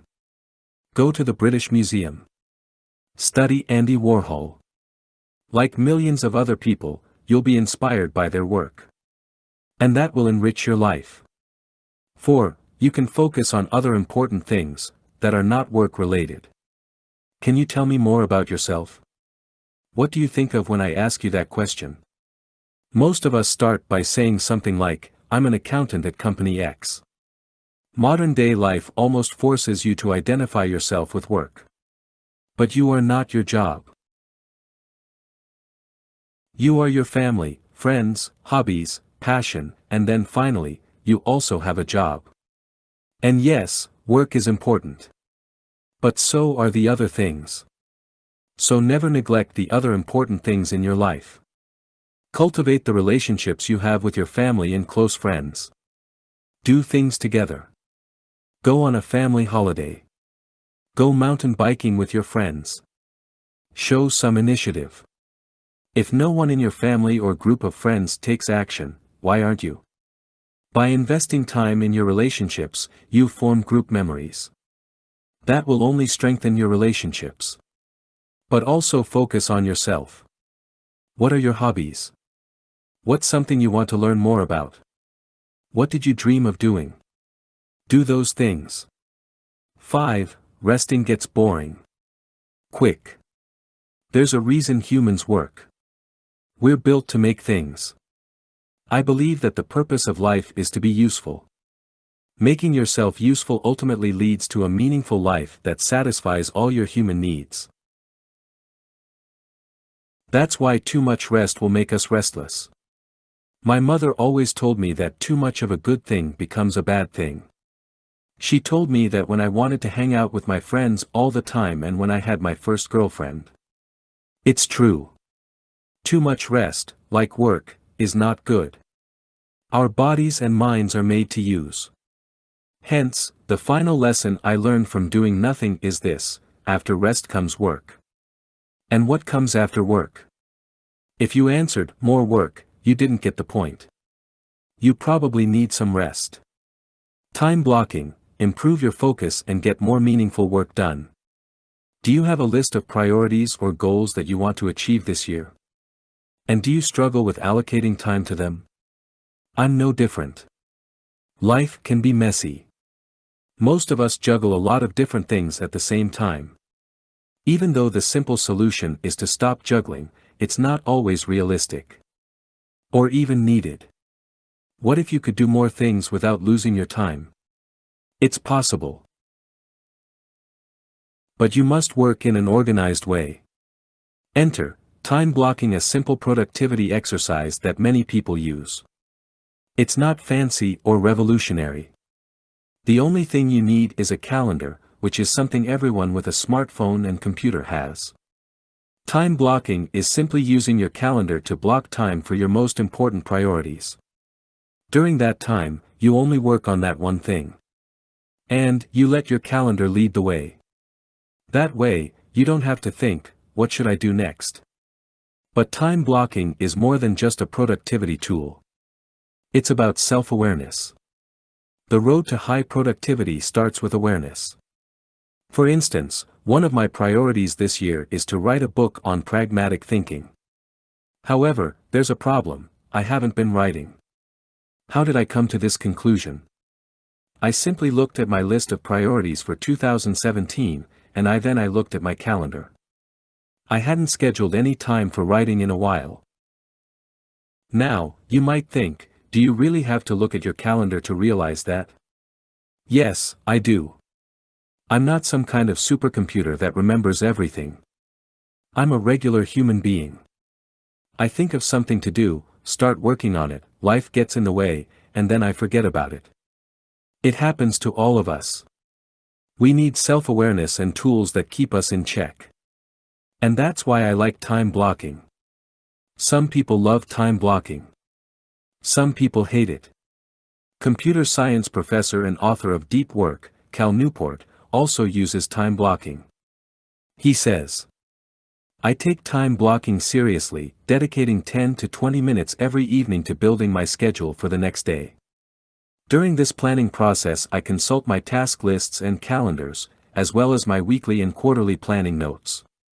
My goal is to make sure progress is being made on the right things at the right pace for the relevant deadlines." The last sentence is exactly why I schedule everything I want to do. Working is not the same thing as making progress. And time blocking helps me to improve my focus so I can get meaningful things done. Things that have an actual impact on my life. I know there are a lot of successful people who work with empty calendars. I've read the articles. They simply work 2, 3, or 4 hours per day. And to be honest, that sounds very attractive to me too. However, one must look at her own life situation. What are you trying to achieve? And more importantly, what resources do you have? Often, people who don't have a lot of money, do have a lot of time. So why not use it wisely? Either way, I think that planning serves a purpose. I plan my days and weeks in advance because I want to make sure I'm working on the right things. Too often, I get lost in completing daily tasks. Think about it this way. I'm pretty organized already. And I only work on one big thing per area of my life. But there are many different areas of my life: my family business, my blog, podcast, online courses, relationship, friends, investments, etc. It might sound like I'm doing many different things. But it depends on how you look at it. Everything I do leads to one thing: living a meaningful and independent life. But let's not get philosophical here. If you're lacking focus, not making progress, and want to work in a more organized way, give time blocking a try. Here are some things I've learned that may help. Take 10 minutes every evening and plan your next day. Rearrange blocks if you must create time for other important things. Use recurring blocks for recurring tasks. For instance, I've scheduled 2 hours to write my new book every Tuesday and Thursday. Don't overschedule. Realistically, you can't be productive 10 hours straight. Give yourself some time between tasks. And always schedule more time than you think you need. Wow, that sounds like too much planning to me. No problem. Plan less. There's always a counter-movement for everything. People who do the exact opposite and advocate an anti-productivity lifestyle. You know, folks who claim they have empty calendars don't care about anything in life. People who pretend they are always enjoying themselves. They like to go with the flow and daydream. You know what that reminds me of? Those kids in school who always said, "Ah dude, I didn't have time to study for this class," but always ended up getting straight A's. People just want to make you believe they don't work hard. It's a facade. And when they do well in life, it seems like it came easy. As far as I know, achieving meaningful things is hard. I don't think there's anything cool about pretending it's easy. Nor do I believe that it's cool to work yourself to death. I often think of this question: are you an amateur or a pro? It's Stephen Pressfield's famous analogy, from his book The War of Art, for getting work done. The amateur only works when inspiration strikes. The pro sits down every day and puts in steady work. The key is steady. Not irregular or extreme. I stopped working out daily. Here's what happened. For the past 3 years, I've been setting a yearly focus for my life. In 2014, I wanted to work abroad and travel as much as I could.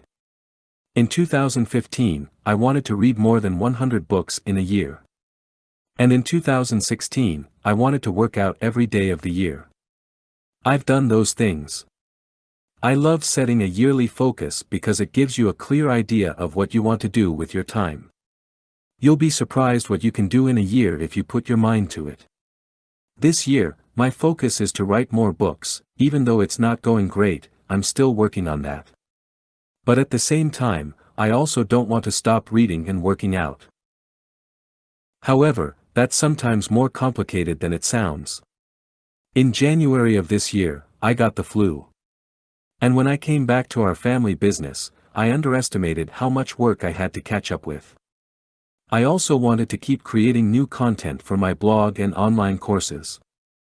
I thought to myself, I can't do everything, so I'm going to cut back on daily exercise. Big mistake. Here's what happened. Instead of daily exercise, I went to the gym 2 to 3 times a week. And I ran once a week. This was by the end of January. For the first few weeks, nothing was wrong, and I felt good. I was also productive. But by the end of February, that changed. I started feeling tired by the end of the day. Something that never happens to me. I also started writing less. I had a big buffer of articles, so I did post 2 articles a week. By March, I was at a productivity low. Fortunately, I always stick to my productivity system. I managed to get the minimum amount of work that's necessary done. But I stopped creating. I started watching Netflix in the evening. I even watched an episode of a TV show called 12 Monkeys. It was complete shit. I much more prefer to read a book before bedtime. So I got frustrated that I wasted my time. And when I'm frustrated, I start journaling and reflecting more.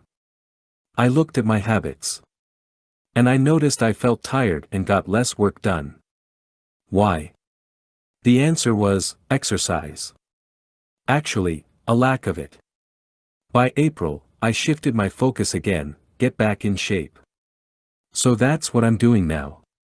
And if you want to get in shape too, it's important to understand what you're aiming for. For instance, I'm 6'3" and 181 pounds.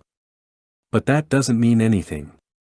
Most common measures like the BMI are pretty useless because they don't say anything about your strength. To be honest, I don't care about measures or even my exact fat percentage. Instead, I look at my fitness and how it impacts my daily life. When I'm in good shape, I can run 10K without stopping for rest. Deadlift, squat, and bench press my body weight at least 8 times. And do at least 12 pull-ups. What's that based on? My body and experience. In fitness, there's no general rule. You must find your own goal. To me, a person should be able to at least lift or push the same amount as their body weight. That helps you to function properly in daily life. When you're in good shape, you'll have more energy and focus. Want to find your fitness goal? Read books about fitness and health, watch YouTube videos, talk to experts, and then create a program that's for you, not a 21-year-old bodybuilder. Also, you don't have to lift weights. Find something you enjoy and challenges you physically at the same time. The cold reality is that if you don't use your strength and stamina, you lose it. But that doesn't mean you should neglect it. The same analogy that Zig Ziglar once used to stress the importance of motivation applies here. People often say that motivation doesn't last. Well, neither does bathing, that's why we recommend it daily. So if you're not working out every day, you're not doing yourself a favor. The quality of life decreases when you stop working out. And stop looking for silver bullets to feel better. I know, it's not advice most of us like to hear.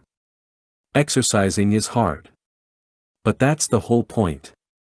The easiest solution for a good life is right at your disposal, your body. Are you neglecting it or strengthening it? If you want to be more productive, research shows you need a break. Do you spend the majority of your day at your desk? And do you find it difficult to concentrate throughout the day? There's a simple solution to improve your productivity and focus. How can I get more stuff done without being distracted? That's a question I often get. It's human nature, we always want to improve output. For machines, it's straightforward, you improve speed. Machines get faster and better every day. But what about your personal productivity? I've read dozens of books on productivity. I've read countless articles on time management. And I've tested different methods to boost my productivity. The idea is simple: I want to get more done in the same amount of time. I'm not looking for shortcuts or hacks, so I have to do less work. I don't mind working. What I don't like is the feeling of wasting time on stuff that is meaningless. Sometimes I start by watching one YouTube video, and boom, 2 hours have gone by. And then I get frustrated with YouTube. But that doesn't make sense. It's like getting angry with alcohol after you've spent a night boozing. It's not the alcohol, it's you. You just couldn't have one drink, or watch just one video. Couldn't you? I've found a way to eliminate that frustration with the distractions of work, not boozing, which makes it a lot more fun to work and less stressful. The solution is simple: take a 5-minute break after every 30 minutes of work. It's also called the Pomodoro technique. The reason this method works is also simple: evolutionary biology. The human brain can't focus on a single task for long periods. Our brains are meant to ensure our survival. To protect us from looming threats, the brain is in a constant state of alertness. So focusing on one thing for a long time is hard for your brain. Research by Alejandro Lares, from the University of Illinois, showed that deactivating and reactivating work allows us to stay focused. When you are completing long tasks, such as studying for exams, making presentations or writing reports, it's best to take short and planned breaks. Taking breaks will also increase the quality of your work. When you take a break, you force yourself to take a few seconds to reevaluate. Sometimes you find that you have to adjust your work to increase the quality.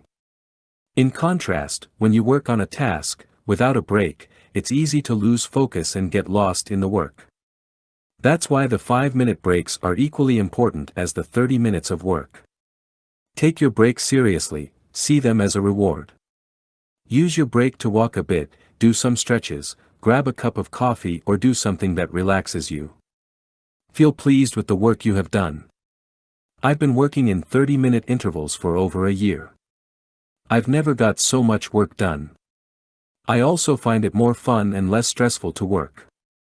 I've experimented with different time intervals, 25, 30, and 40 minutes, breaks, and 45 minutes is pretty much the maximum. Some research shows that it's counterproductive to focus for longer periods of time. So you can experiment with how long you prefer to work before you take a break.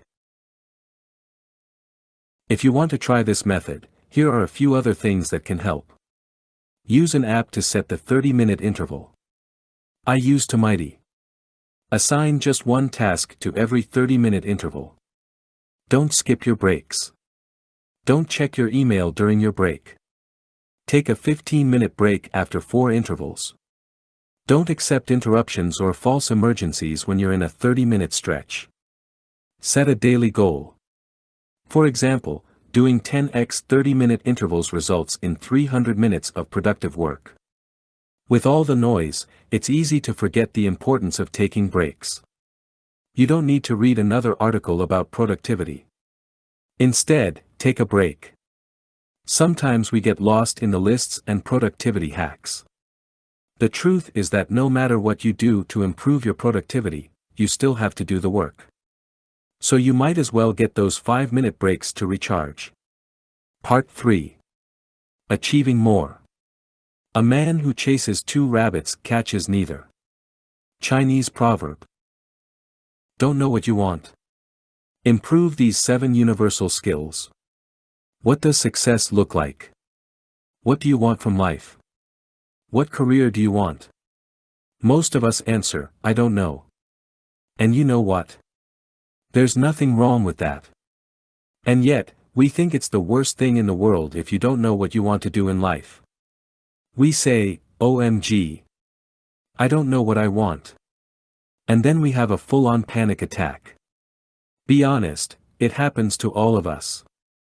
Especially when you see that your old college friend just got married. Or that your coworker, who started at the same time as you, just got promoted. It's at those moments of weakness when we shine a spotlight on our own uncertainty about life. One of the biggest thinking errors that I've made was that I thought I needed to know what I exactly wanted to do with my life. The truth is that no one knows what they truly want. Accept the uncertainty. You could get killed by a cow tomorrow, really happened. You could lose half of your money on the stock market. Your property could go up in flames. I don't have to tell you all those things. But we must realize that we don't have the answers to most things in life. Will you stay healthy? Will the stock market crash? Will your business continue to prosper? No one knows. That's the beauty of life. Eleanor Roosevelt said it best, if life were predictable it would cease to be life, and be without flavor. Some people ask me, why do you read so many books? There's no way you can apply everything you learn. They are right. I cannot. Why do I still read about all kinds of different topics? There might come a time in my life where I will need one particular piece of knowledge. And that one time I need it might just change the whole outcome of my life. I'll give you an example. In 2015, after my friends and mentors told me I should share my ideas about productivity, life, and business with others, I seriously started thinking about doing it. But there are many ways you can share your knowledge with others. You can give training to groups and host seminars. You can coach people individually. You can create videos for YouTube. You can give talks at conferences. The possibilities are endless. But because I've always had an interest in writing and had read so much about it in the past, I realized that I should start with written ideas. That was the easiest way for me to get started. I had also learned all about creating websites in the past. So it was very easy for me to get started with all of this. In fact, I created a website in a day. And I started writing every day for a month. The result? A book and a bunch of articles. Know your direction. Not your destination. When I read about writing and building websites years ago, I didn't know I would use that knowledge to build my own blog. To be honest, I didn't know what I wanted. I only knew what direction I wanted to go in. I knew I wanted to make a contribution and do work that I enjoyed. So it's not important to know exactly what you want to do with your life. People change. Economies change. So, it's not even realistic to boldly claim, I know what I want. The only thing every person needs is a sense of direction. A vision of where you'd like to go. Look, you don't need to know your exact destination. You often read about people who say they always knew what they wanted. But that's just a small portion of the population. I've personally never met someone like that. Most of us don't have that conviction from day one. It grows over time. If you can't decide what direction you want to go in life, that's automatically your number one goal in life, to figure out where you want to go. That's what J. Abraham also recommends in Getting Everything You Can Out of All You've Got, which is one of my favorite business books of all time. Your first priority is to identify what you want and then make sure you take the path that's going to give you that. There's nothing sadder than to see someone get to be 75 or 80 years old and look back regrettably because they pursued the wrong target. You see that he doesn't say you should know exactly what you want. That would not be realistic. Instead, we need to know where we're roughly going. I know, it remains intangible. But that's the only helpful answer that I've found in life. Work on universal skills. While you're figuring everything out, don't waste your time watching hours of TV, drinking booze, or eating junk food. Spend your time usefully. Learn skills you can always rely on. Need some inspiration? Here are a few skills that I'm constantly working on. 1. Self-discipline. Get better at ignoring the negative voice in your head. Get out of your bed. Go to the gym. Don't listen to, I don't want to. 2. Personal effectiveness. Learn how to maximize the results you can get during the 16 to 18 hours you're awake. Get more done, effectively. 3. Communication. We think we're all master communicators. But the truth is that we suck. Communication is both art and science. And our ability to work with others depends on it. 4. Negotiation. You negotiate all the time. With your spouse, kids, parents, teachers, friends, co-workers, managers, etc. Learn to get the best deal for all parties. 5. Persuasion. Learn how to get what you want in an ethical way. 6. Physical strength and stamina. Getting stronger is a skill. Pull your own weight. It's something every human should be able to do. 7. Flexibility. Sitting all day long behind your computer or in your car turns you into a stiff being. Learn how to stretch your hips, lower back, hamstrings, and calves, the most common weak points of desk workers. That's enough to keep you busy for a lifetime if you want to do it well. Pick a skill that excites you. Get better at it. Then, pick another. And keep on repeating that process. Soon enough, you'll know what you want. And if you don't, it's not the end of the world. There's still plenty to learn. Leave the office on time and don't take your work home. These 2 lessons are true for every person who wants a long, happy, and satisfying career. But it's very hard to put that advice into practice. It took me the first 6 years of my career to figure that out. And I still have to remind myself that life is bigger than work. Almost everywhere that I've worked in the past, there was a perception is reality culture. That means looks are more important than reality. In other words, the person who's in the office the longest appears to be the hardest worker. Now, that may be true. But that's not what matters. We all know that the only thing that counts is results. However, we collectively insist on looking at vanity factors like participation in meetings, hours spent at the office, and how fast people respond to emails. It's pathetic. At our family business, we encourage everyone to leave when they are done for the day. We've learned that focusing on priorities is a much better metric than only looking at the hours someone works. And still, people find it uncomfortable to say, "I've finished my top priorities, I'm going home." I get it. When you work in a group, you don't want to make others feel bad or that things are unfair. But think about why you're working in the first place. You're there to contribute. To your own company, or the company you work for. Working too long is unproductive.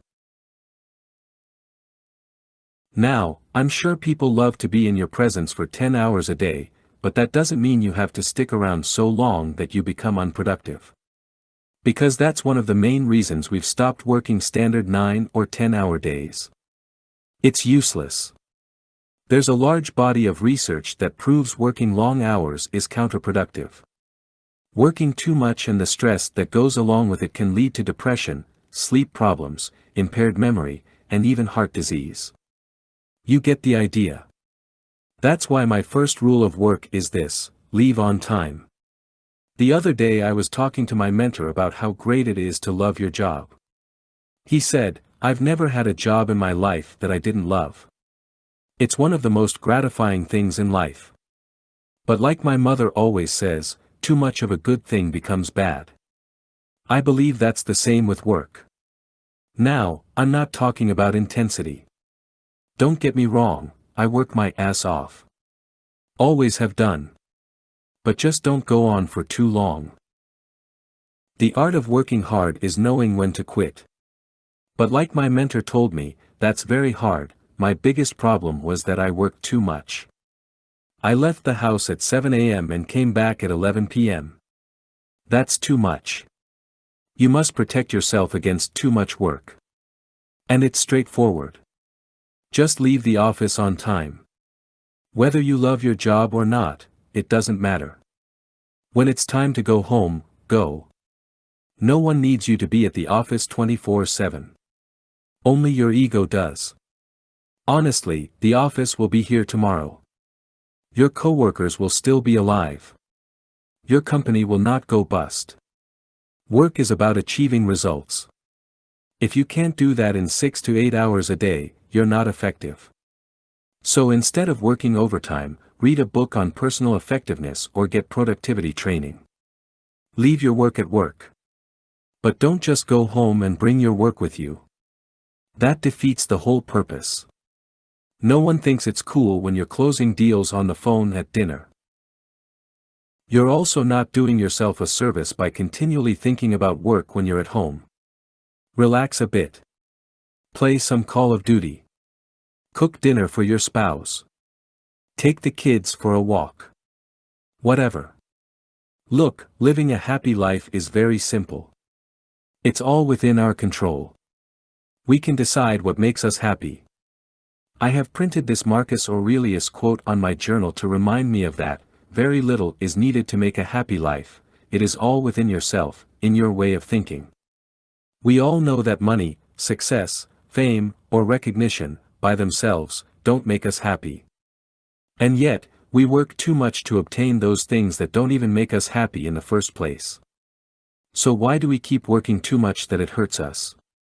It could be our ego. Maybe we just can't help ourselves. It's different for every person. Personally, I don't care about the reason. All I know is that too much work has a negative impact on the quality of your life and work.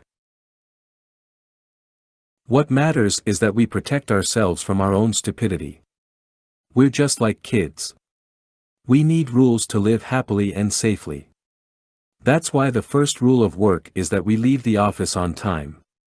The second rule is that we don't take our work home. And the third rule? Let's not worry about that for now. We'll get to that another time. It's time for me to go home. Consistency is key, improve by 0.1% every day. Do you ever worry about things you don't control?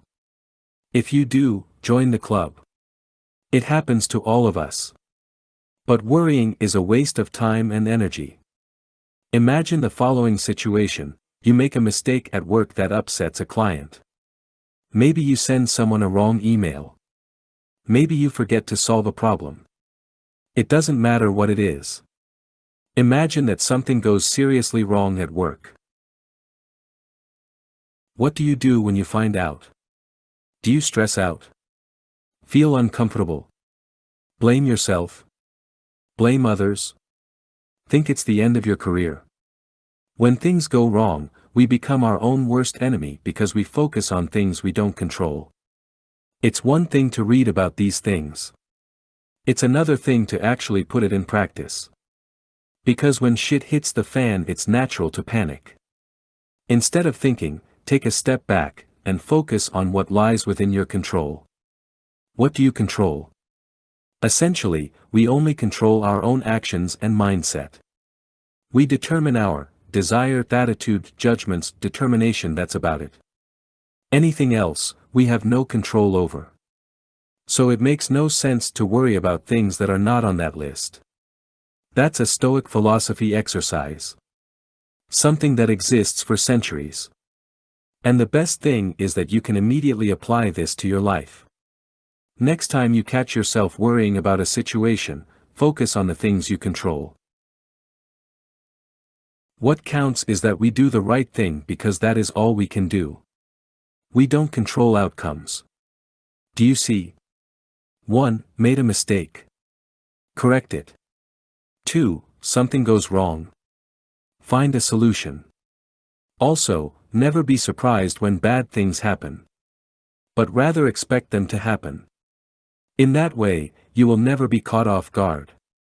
Similarly, when you're struck with bad luck, don't complain and say stuff like, "Why me?" Instead, accept it, and then focus your energy on finding a solution. Always keep a positive mindset.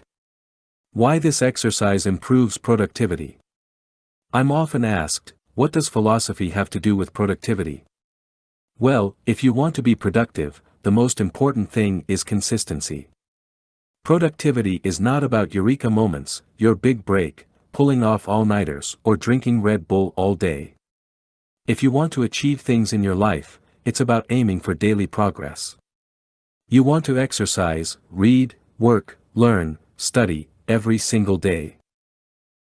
Inconsistency is the enemy of results.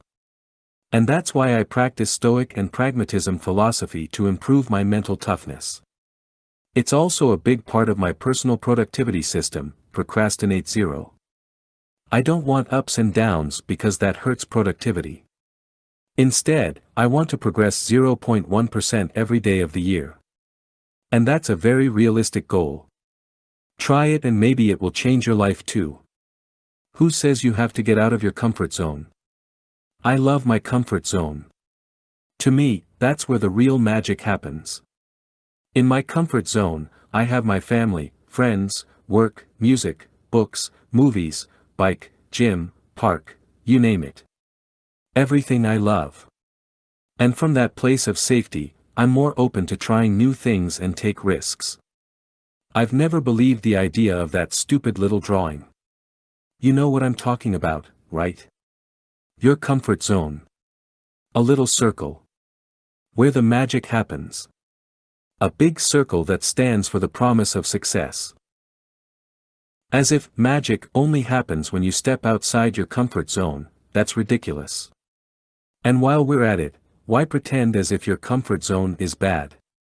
It's this pathetic little circle displayed against the bigger, magical, circle. Sure, I'm all about pushing yourself, trying new things, moving forward, growing, etc. But in contrast to many popular self-help people, I don't believe the comfort zone is a bad thing. Call me a pessimist. Call me stoic. But more than anything, I'm merely a practical person. And practically speaking, you don't even want to make a huge leap outside your comfort zone. In fact, I believe in the slow road to magic. Where's the magic people talk about? I've found that I do my best work when I don't worry about money, finding new friends, getting familiar with a new environment, and anything else that is related to always moving around. But don't get me wrong. I'm not saying I prefer to stay put. Stagnation is a death sentence for me. I believe that there are different phases of life. Sometimes, you take it easy, work on your skills, your character, you invest in yourself. And sometimes, you just go out there and take a chance. Life's too short to be a wimp. But those two things are interconnected. If you don't work on yourself, and if you lack self-confidence, you will never take a risk. For years I wanted to do what I'm doing now. But instead of jumping out of my comfort zone, which was scary, I slowly took on new and bigger challenges. First, I got 2 degrees in business. Then, I started a business together with my father. That was in 2010. And after 2 years of working on that business for 6 or 7 days a week, I started doing freelance marketing work. Again, after a few years of freelancing and starting, and failing, other businesses on my own, I took a job at a research advisory firm because I wanted to know how it is to work for a major corporation. And after doing that for a year and a half, I finally decided to write and talk about productivity, career, and entrepreneurship on the internet. By then, I'd been doing the things I write about for more than 10 years. And yet, I don't have all the answers, I just share the stuff I've learned. So it would be ridiculous if I would join people who scream, if you want to be successful, all you have to do is step outside your comfort zone. Now. Well, have you ever stepped outside your comfort zone? Even just a little bit counts. And what did you find? A leprechaun with a bag of money? Not going to happen. That comfort zone shit is just a story. It might motivate some people, but you don't have to believe it if you don't want to. It's just like when people claim you have to wake up early if you want to be successful. Says who? I believe this, if you step outside your comfort zone, there's only more work waiting for you. It's not fancy at all. There's no magic involved. Just blood, sweat, and tears. Work your way up from a place of comfort. I think that most people who read these type of articles want to achieve something. Maybe you want to quit your job, start a business, grow your business, become an artist, publish a book, whatever. And you probably also know that it's not easy. So why do you make things even harder for yourself by doing shit that makes you very uncomfortable? Instead, start from the very bottom. Build a strong foundation. Get comfortable before you do scary stuff. How does that foundation look like? If you want to live stress-free, you need enough money in your savings account, so you can live and eat for 6 months in case things go south. See it as a fail-safe system. Again, that's my practical mind speaking for me. Make some calculations and figure what that number is for you. And don't even think about taking a risk before you have that money on your savings account. Also, build a skill set that's worth something. One of the reasons I don't care about money is because I trust my ability to find work. Even when I go broke tomorrow, I'll find a way to get work the next day. I've invested years and hundreds of thousands of dollars in my education. The question is, what's your skill? How can you add value to the world? What problems can you solve? Other things that complete your foundation. 1. Family. If you don't have a family, create one. 2. Friends. You can't be friends with everyone. Stick to a few people who also stick to you. 3. Yourself. Consciously improve your body and mind. Go to bed a little stronger and wiser every night. Lastly, don't try to be something you're not. If you're an introvert, don't pretend that you can work in a boiler room. If you're an extrovert, don't pretend you can work in solitude. Stay close to yourself. There's no point in pushing yourself so badly that your life becomes miserable. In the end, we all need comfort. It's one of our basic needs as human beings. But we also need growth. So whatever you do, don't stay in your comfort zone for too long. Try to keep moving forward every day, even if it's just a tiny step. No magic. Just effort. If you can believe it, you can achieve it. I know what you're thinking. This guy probably read a motivational quote on social media, and now he's telling us that nothing is impossible. Yeah, right. I think the world has no shortage of motivational articles, books, videos, or Facebook posts. You don't need a bigger dose of #Monday motivation. You know why? That type of motivation is not practical. It doesn't do anything.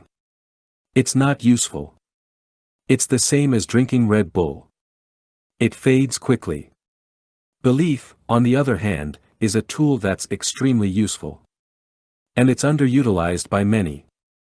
The problem is that most of us lack belief. And when I talk about belief, I talk about it from a practical point of view. I'm not talking about hope or faith. I don't believe that you can hope for the best, sit back and wait until good things happen to you. Hope is not a strategy for life. I prefer to look at facts and make conclusions like a pragmatist. Like it or not, but everything that's floating in that head of yours is there because you believe it. Life sucks. I'm not good at my job. I can never find my dream job. No one loves me. I will never become successful. See? It's all there because you believe those things. William James, one of the primary figures associated with pragmatism, put it best: belief will help create the fact. Belief is a practical instrument that you can use to shape reality. Have you ever considered that you decide what you believe? Not your friends, colleagues, family, or even the media. You observe things, and then decide what you believe. That's why belief creates facts. No, life is not an R. Kelly song. You can't fly, no matter how hard you believe it. A pragmatist always keeps it real. You will never become a respectable leader without putting in the work. Your life will never change unless you take action. But that's not the point. You know this. There's no outcome without action. It comes down to one thing: do you believe that you can, or can't live the life you want? It's as simple as that. But it's something that you truly have to believe. It's one thing to say that you believe something. It's a whole different thing to actually believe. Let me highlight that by sharing a personal story.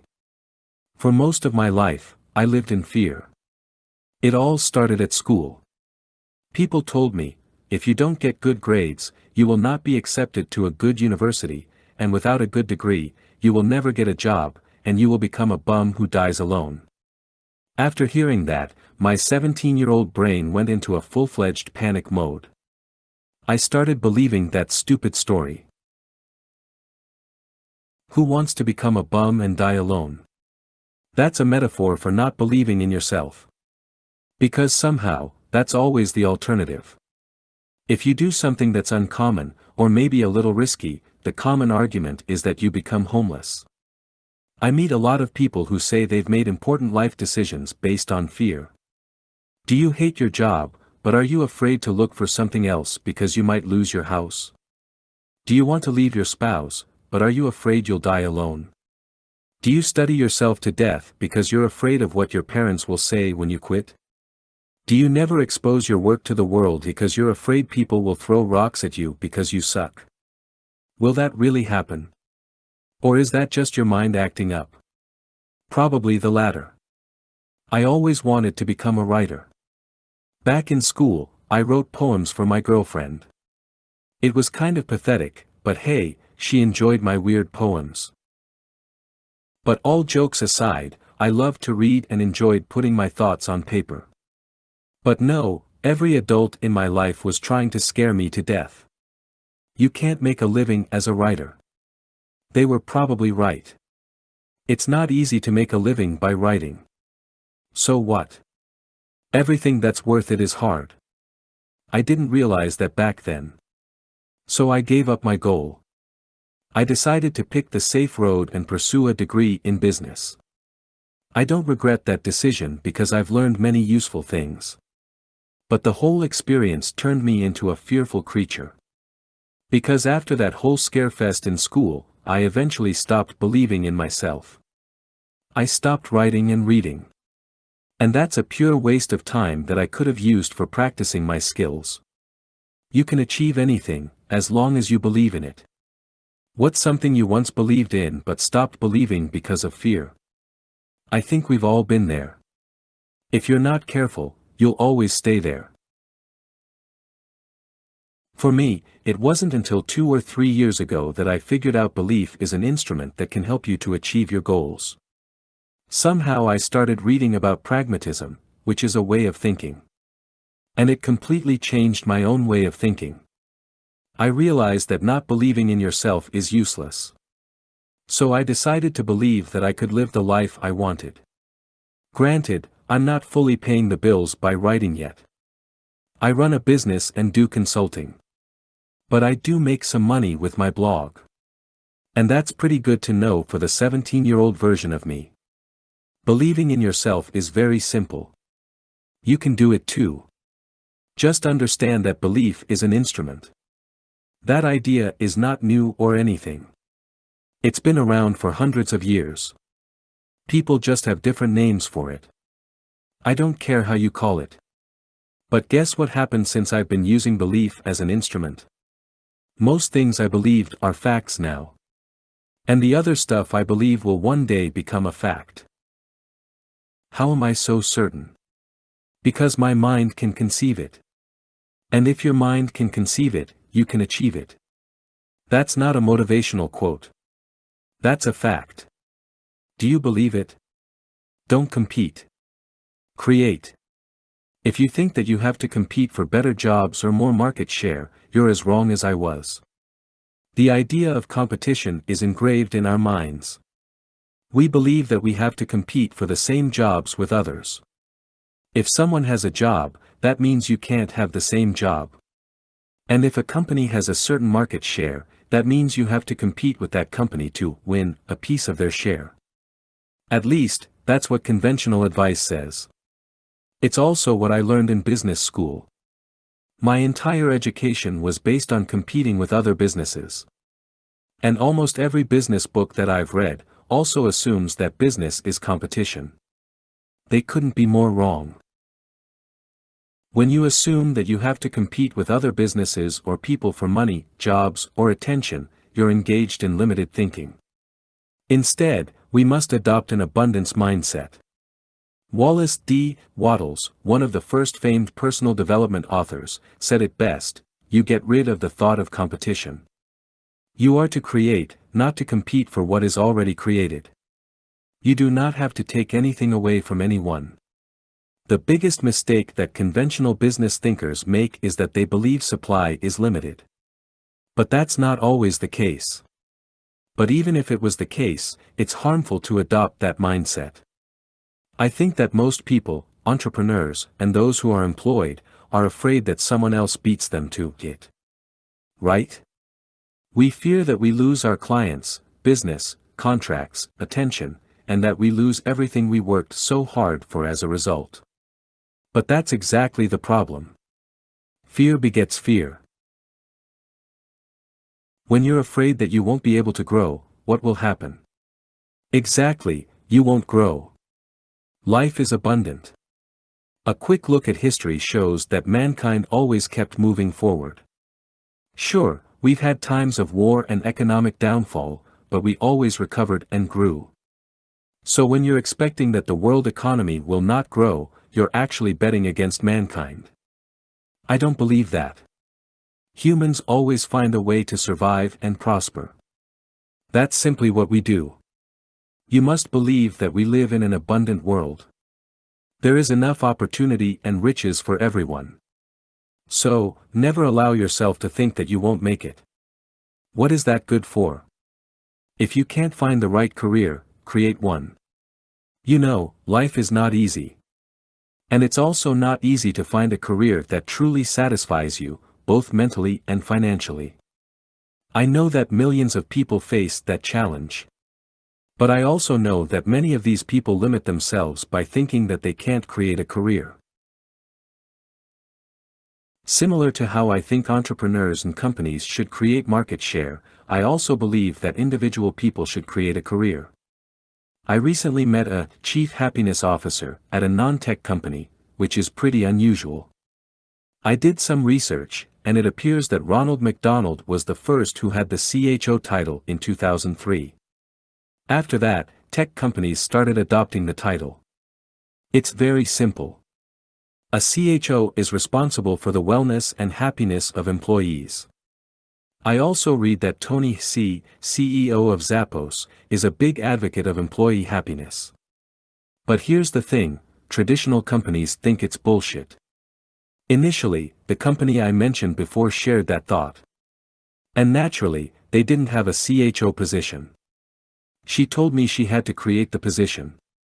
In the past, leaders believed that the only reason people will work for you is because of the salary. The more money you offer, the better the people you attract. That might be true for some. But more money is not always better. Many people care more about having fun at work, feeling appreciated, and being happy. And that's what the CHO does successfully. Here's the thing, it doesn't matter what others think. If you believe in something and if you can create value, go for it. There are always people who say things like, "No one needs this, your work is garbage, you're wasting your time." Don't listen to the naysayers. Let them drown in their own limiting beliefs. Instead, do this: create. Create. Create. There's enough opportunity for everyone in the world. The problem is that most people don't use the opportunities. If you want to have a specific career, go out there and create it. The same is true for your business. And don't focus on limited resources, naysayers, or any other reason you should not do it. Adopt an abundance mindset. Before you know it, you'll have so much opportunity that you don't know what to do with it. In the Netherlands, we call that a luxury problem. Believe me, it's the only problem that you want to have. All strength comes from repetition. The biggest mistake you can make is to ignore the basics of your profession. This is true no matter what you do, where you live, or who you are. When you ignore the foundation of what makes you a good person, athlete, friend, entrepreneur, student, etc., you will never be consistent. That's the biggest lessons I've learned from studying athletes. People who play professional sports are under constant pressure to perform. Take Daniel Cormier, the current UFC light heavyweight champion, and former Olympic wrestler. The 38-year-old champion has an impressive career until now. He won multiple gold medals as a wrestler. And in MMA, he has won 20 of his 22 fights in total. He's considered as one of the best. On top of that, he's also a combat sports analyst and co-host of UFC Tonight on Fox Sports. The man is highly active. What is his key to success, according to himself? Focusing on the basics. He says, you don't get to the highest levels of the sport without having the basics in order. That's not only true for sports, it's also true for everything else in life. Writing, speaking, selling, leading, you name it. Without having the basics in order, you'll never achieve your full potential. Repeat the basics. And there's only one way to improve the basics, by repetition. You get stronger by lifting weights, rep after rep. You build stamina by performing anaerobic exercise. We all know that. But how about your mind? How do you become mentally stronger? And why does it even matter? The answer is simple: everything starts with the mind. Stephen Pressfield, the author of The War of Art, said it best: long term, we must begin to build our internal strengths. It isn't just skills like computer technology. It's the old-fashioned basics of self-reliance, self-motivation, self-reinforcement, self-discipline, self-command. But my challenge was always, how do you do that? I know how to get physically stronger. But I never knew how I could get mentally stronger.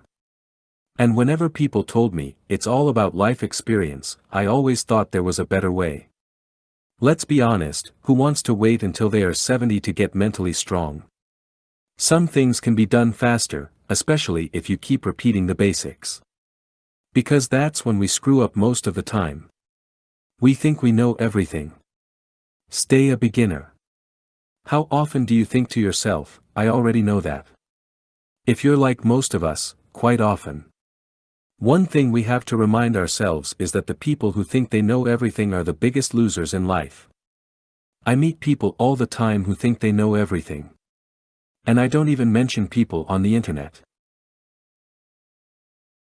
A lot of commenters always want to show how smart they are and that this is so obvious. Well, that's not how the greatest people in the world approach things. Muhammad Ali once said that, it's the repetition of affirmations that leads to belief. And once that belief becomes a deep conviction, things begin to happen. When you repeat the basics, you don't only become great, you will stay great. It's a challenge that all high performers face. I repeat the basics of many things in my life: fitness, philosophy, kindness, business, writing. For example, I reread my favorite books on Stoicism every month to exercise my mind. I regularly grab the elements of style by Strunk and White to repeat the basics of simple and effective writing.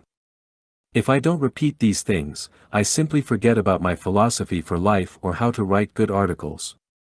That's how our brain works. Without repetition, we forget things easily. I always look at myself as a beginner. That's one of the first, and most important, lessons I learned from my mentor. He's now in his 70s and still considers himself as a student of life. I have the same approach to business. I always go back to the question of, what is the purpose of a business?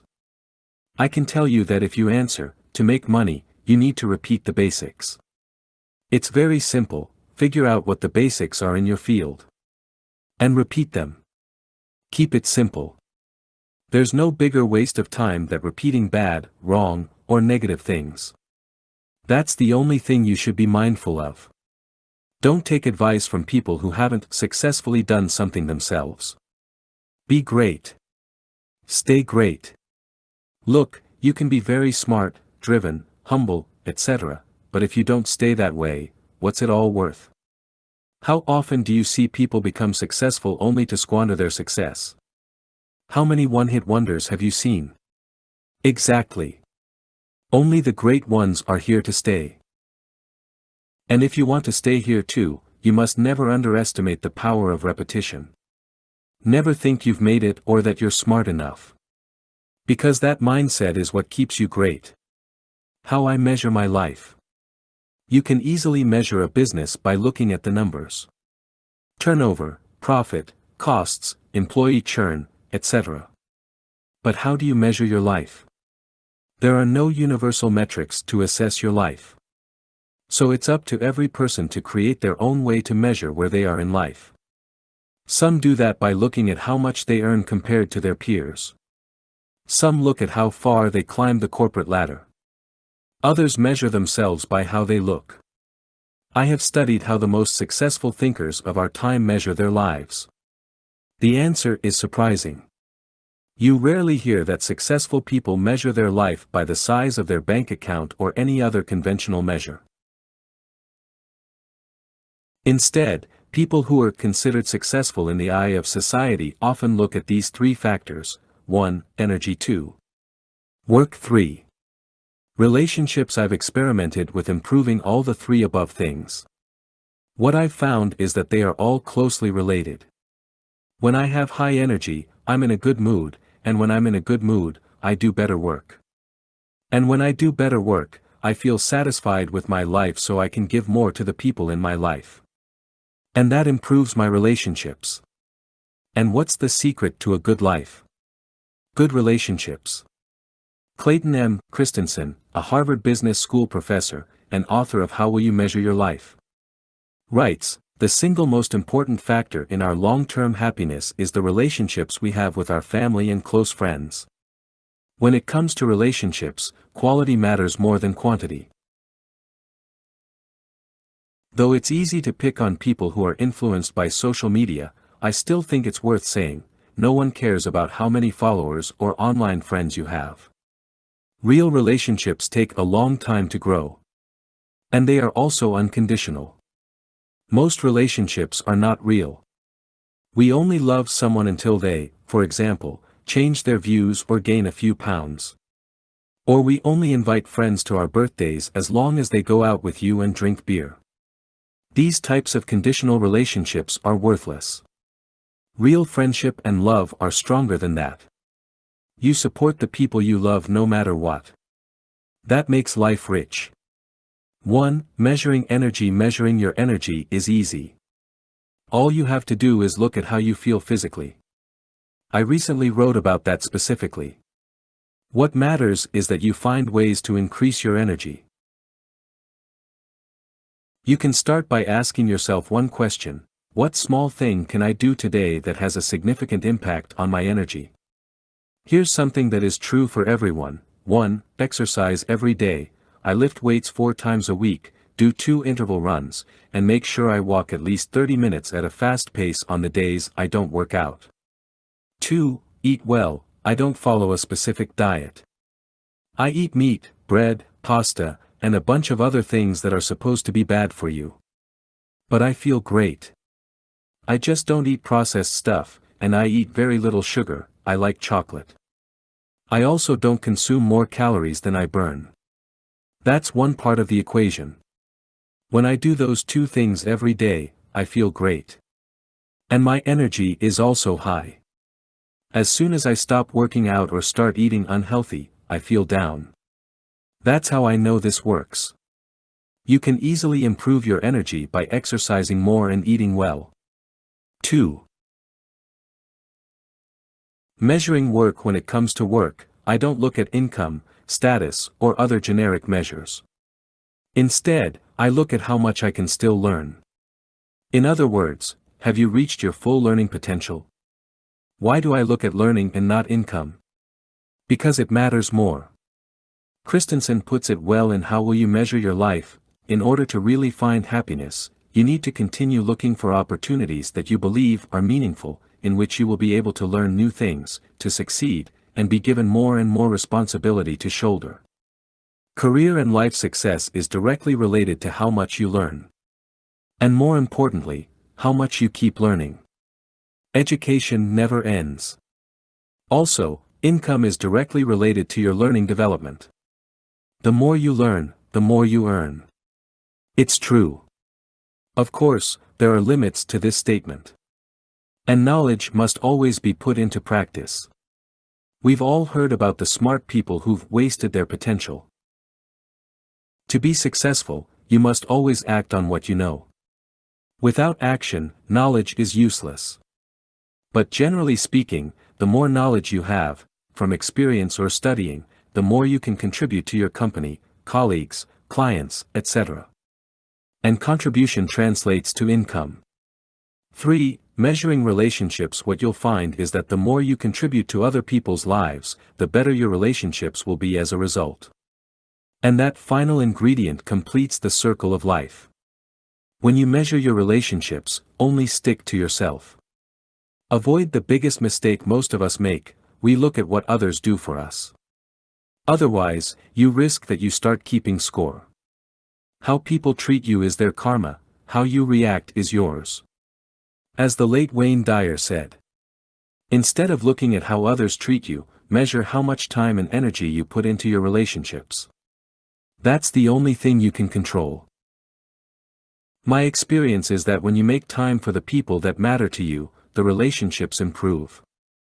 And if they do not, the relationship was probably not meant to be. We simply have to move on.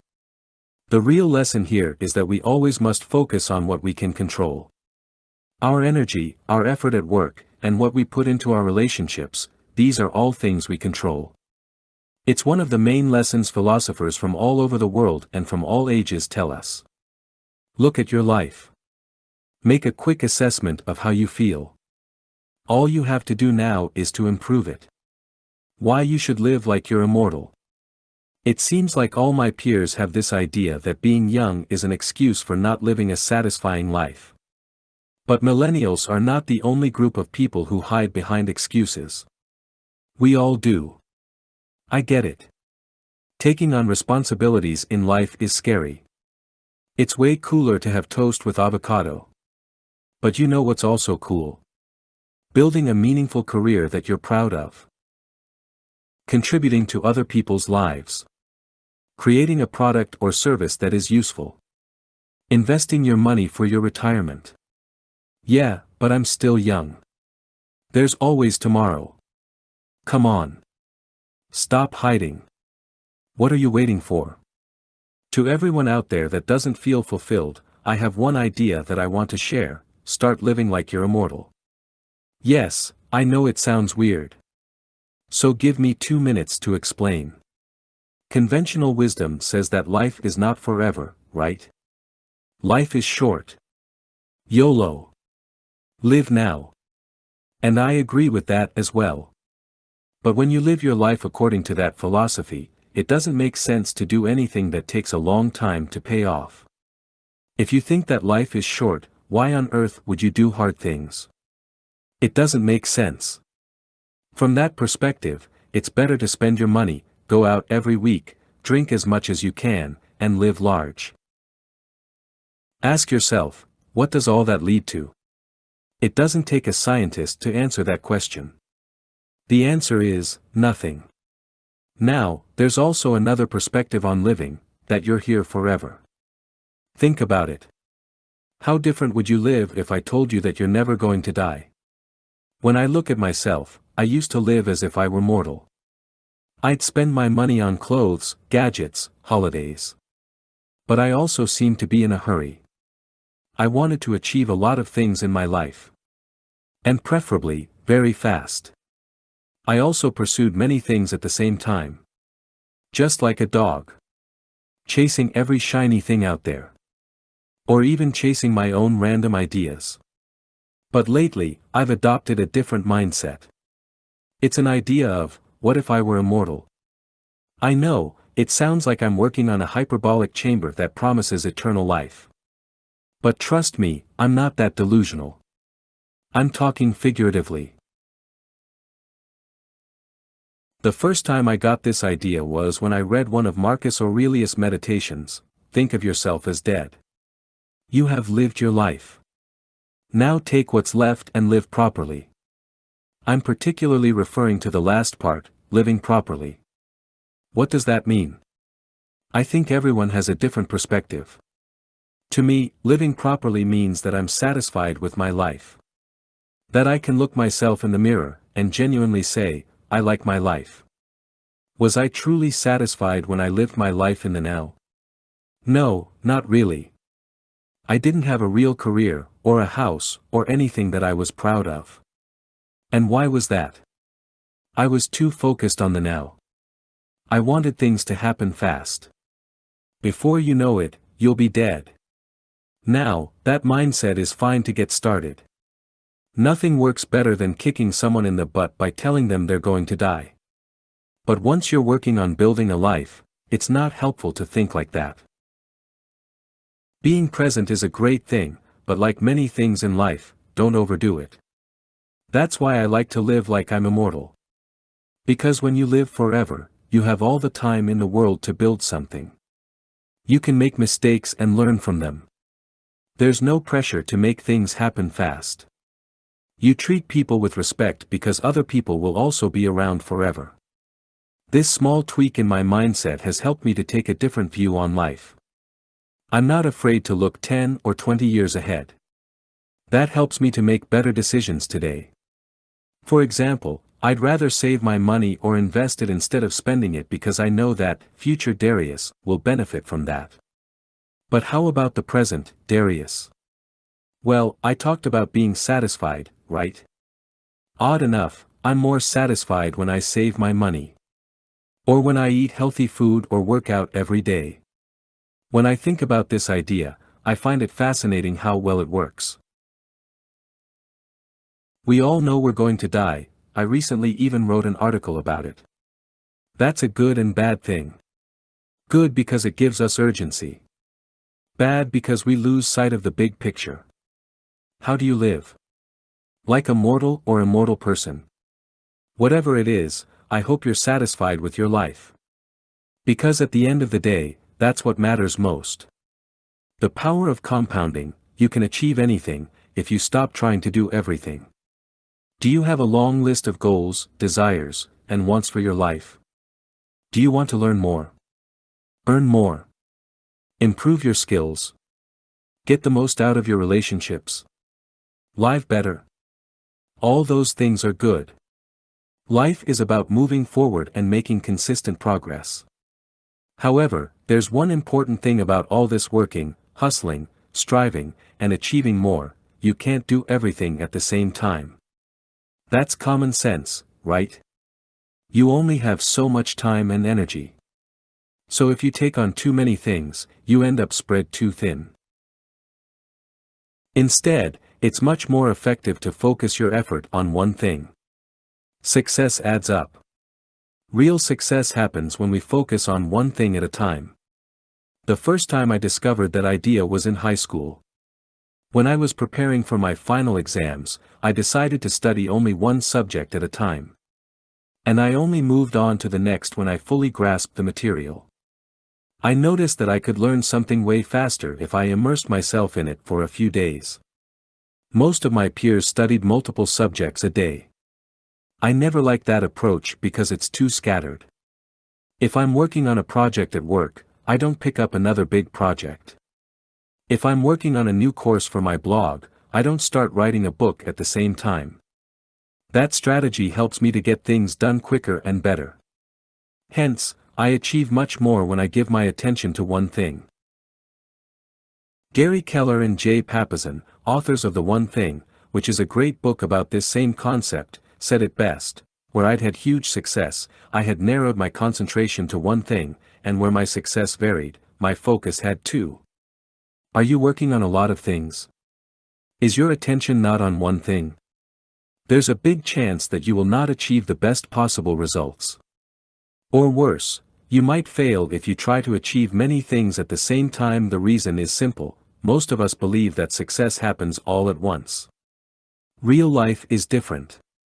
Keller and Papasan put it well: success is sequential, not simultaneous. Things add up. You learn one skill. Then another. You finish one project. Then another. Over time, your accomplishments add up to form an impressive feat. This is especially true for money. Most people earn their money over time. few people make a big financial splash. Forget about the Conor McGregors and Evan Spiegels of this world. These are people who hit the career jackpot. But you don't need special talent or skills to succeed in life. If you take the long road, achieve one goal after the other, and build up your wealth step by step, you are more likely to live a good life. It's simple. And it always works. People who say it doesn't just haven't had the patience to apply it to their own life. One of my mentors owns a few dozen properties, worth millions. He acquired his wealth over time. He's in his 60s now. You see, things take time. And when you combine patience with compounding, you achieve the biggest results. And these are not extraordinary things. I'm not promising you a gold medal at the 2020 Olympics or that you'll become the next Zuckerberg.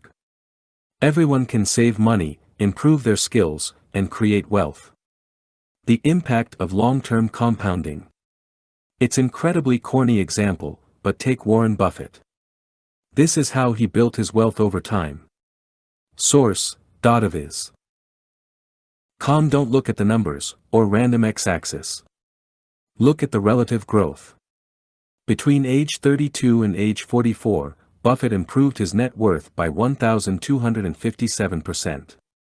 That's pretty exceptional growth over 12 years, right? Especially if you take into account that he lost a lot of money in his 40s.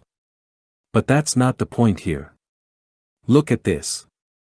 From age 44 to 56, Warren Buffett's wealth increased by a ridiculous 7,268% over a similar time period. And of course, this is his net worth, and there's always luck involved with these type of numbers. Plus, his net worth is based on stock prices, which means a big portion of it could be all gone tomorrow.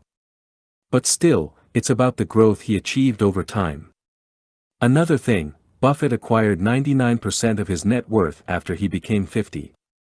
Think about all those spoiled idiots in their teens, 20s, and even 30s, me included, who complain about the slow progress of their career. This helps you to put things in perspective.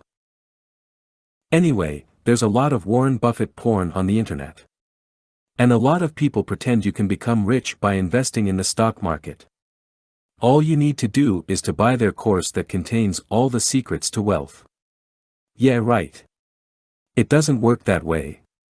Personally, I hate stocks, and I think normal folks should stay away from Wall Street. I prefer real estate. However, Buffett is the perfect example of sequential success. You can achieve big things with small actions that build up over time. This is not only true for money.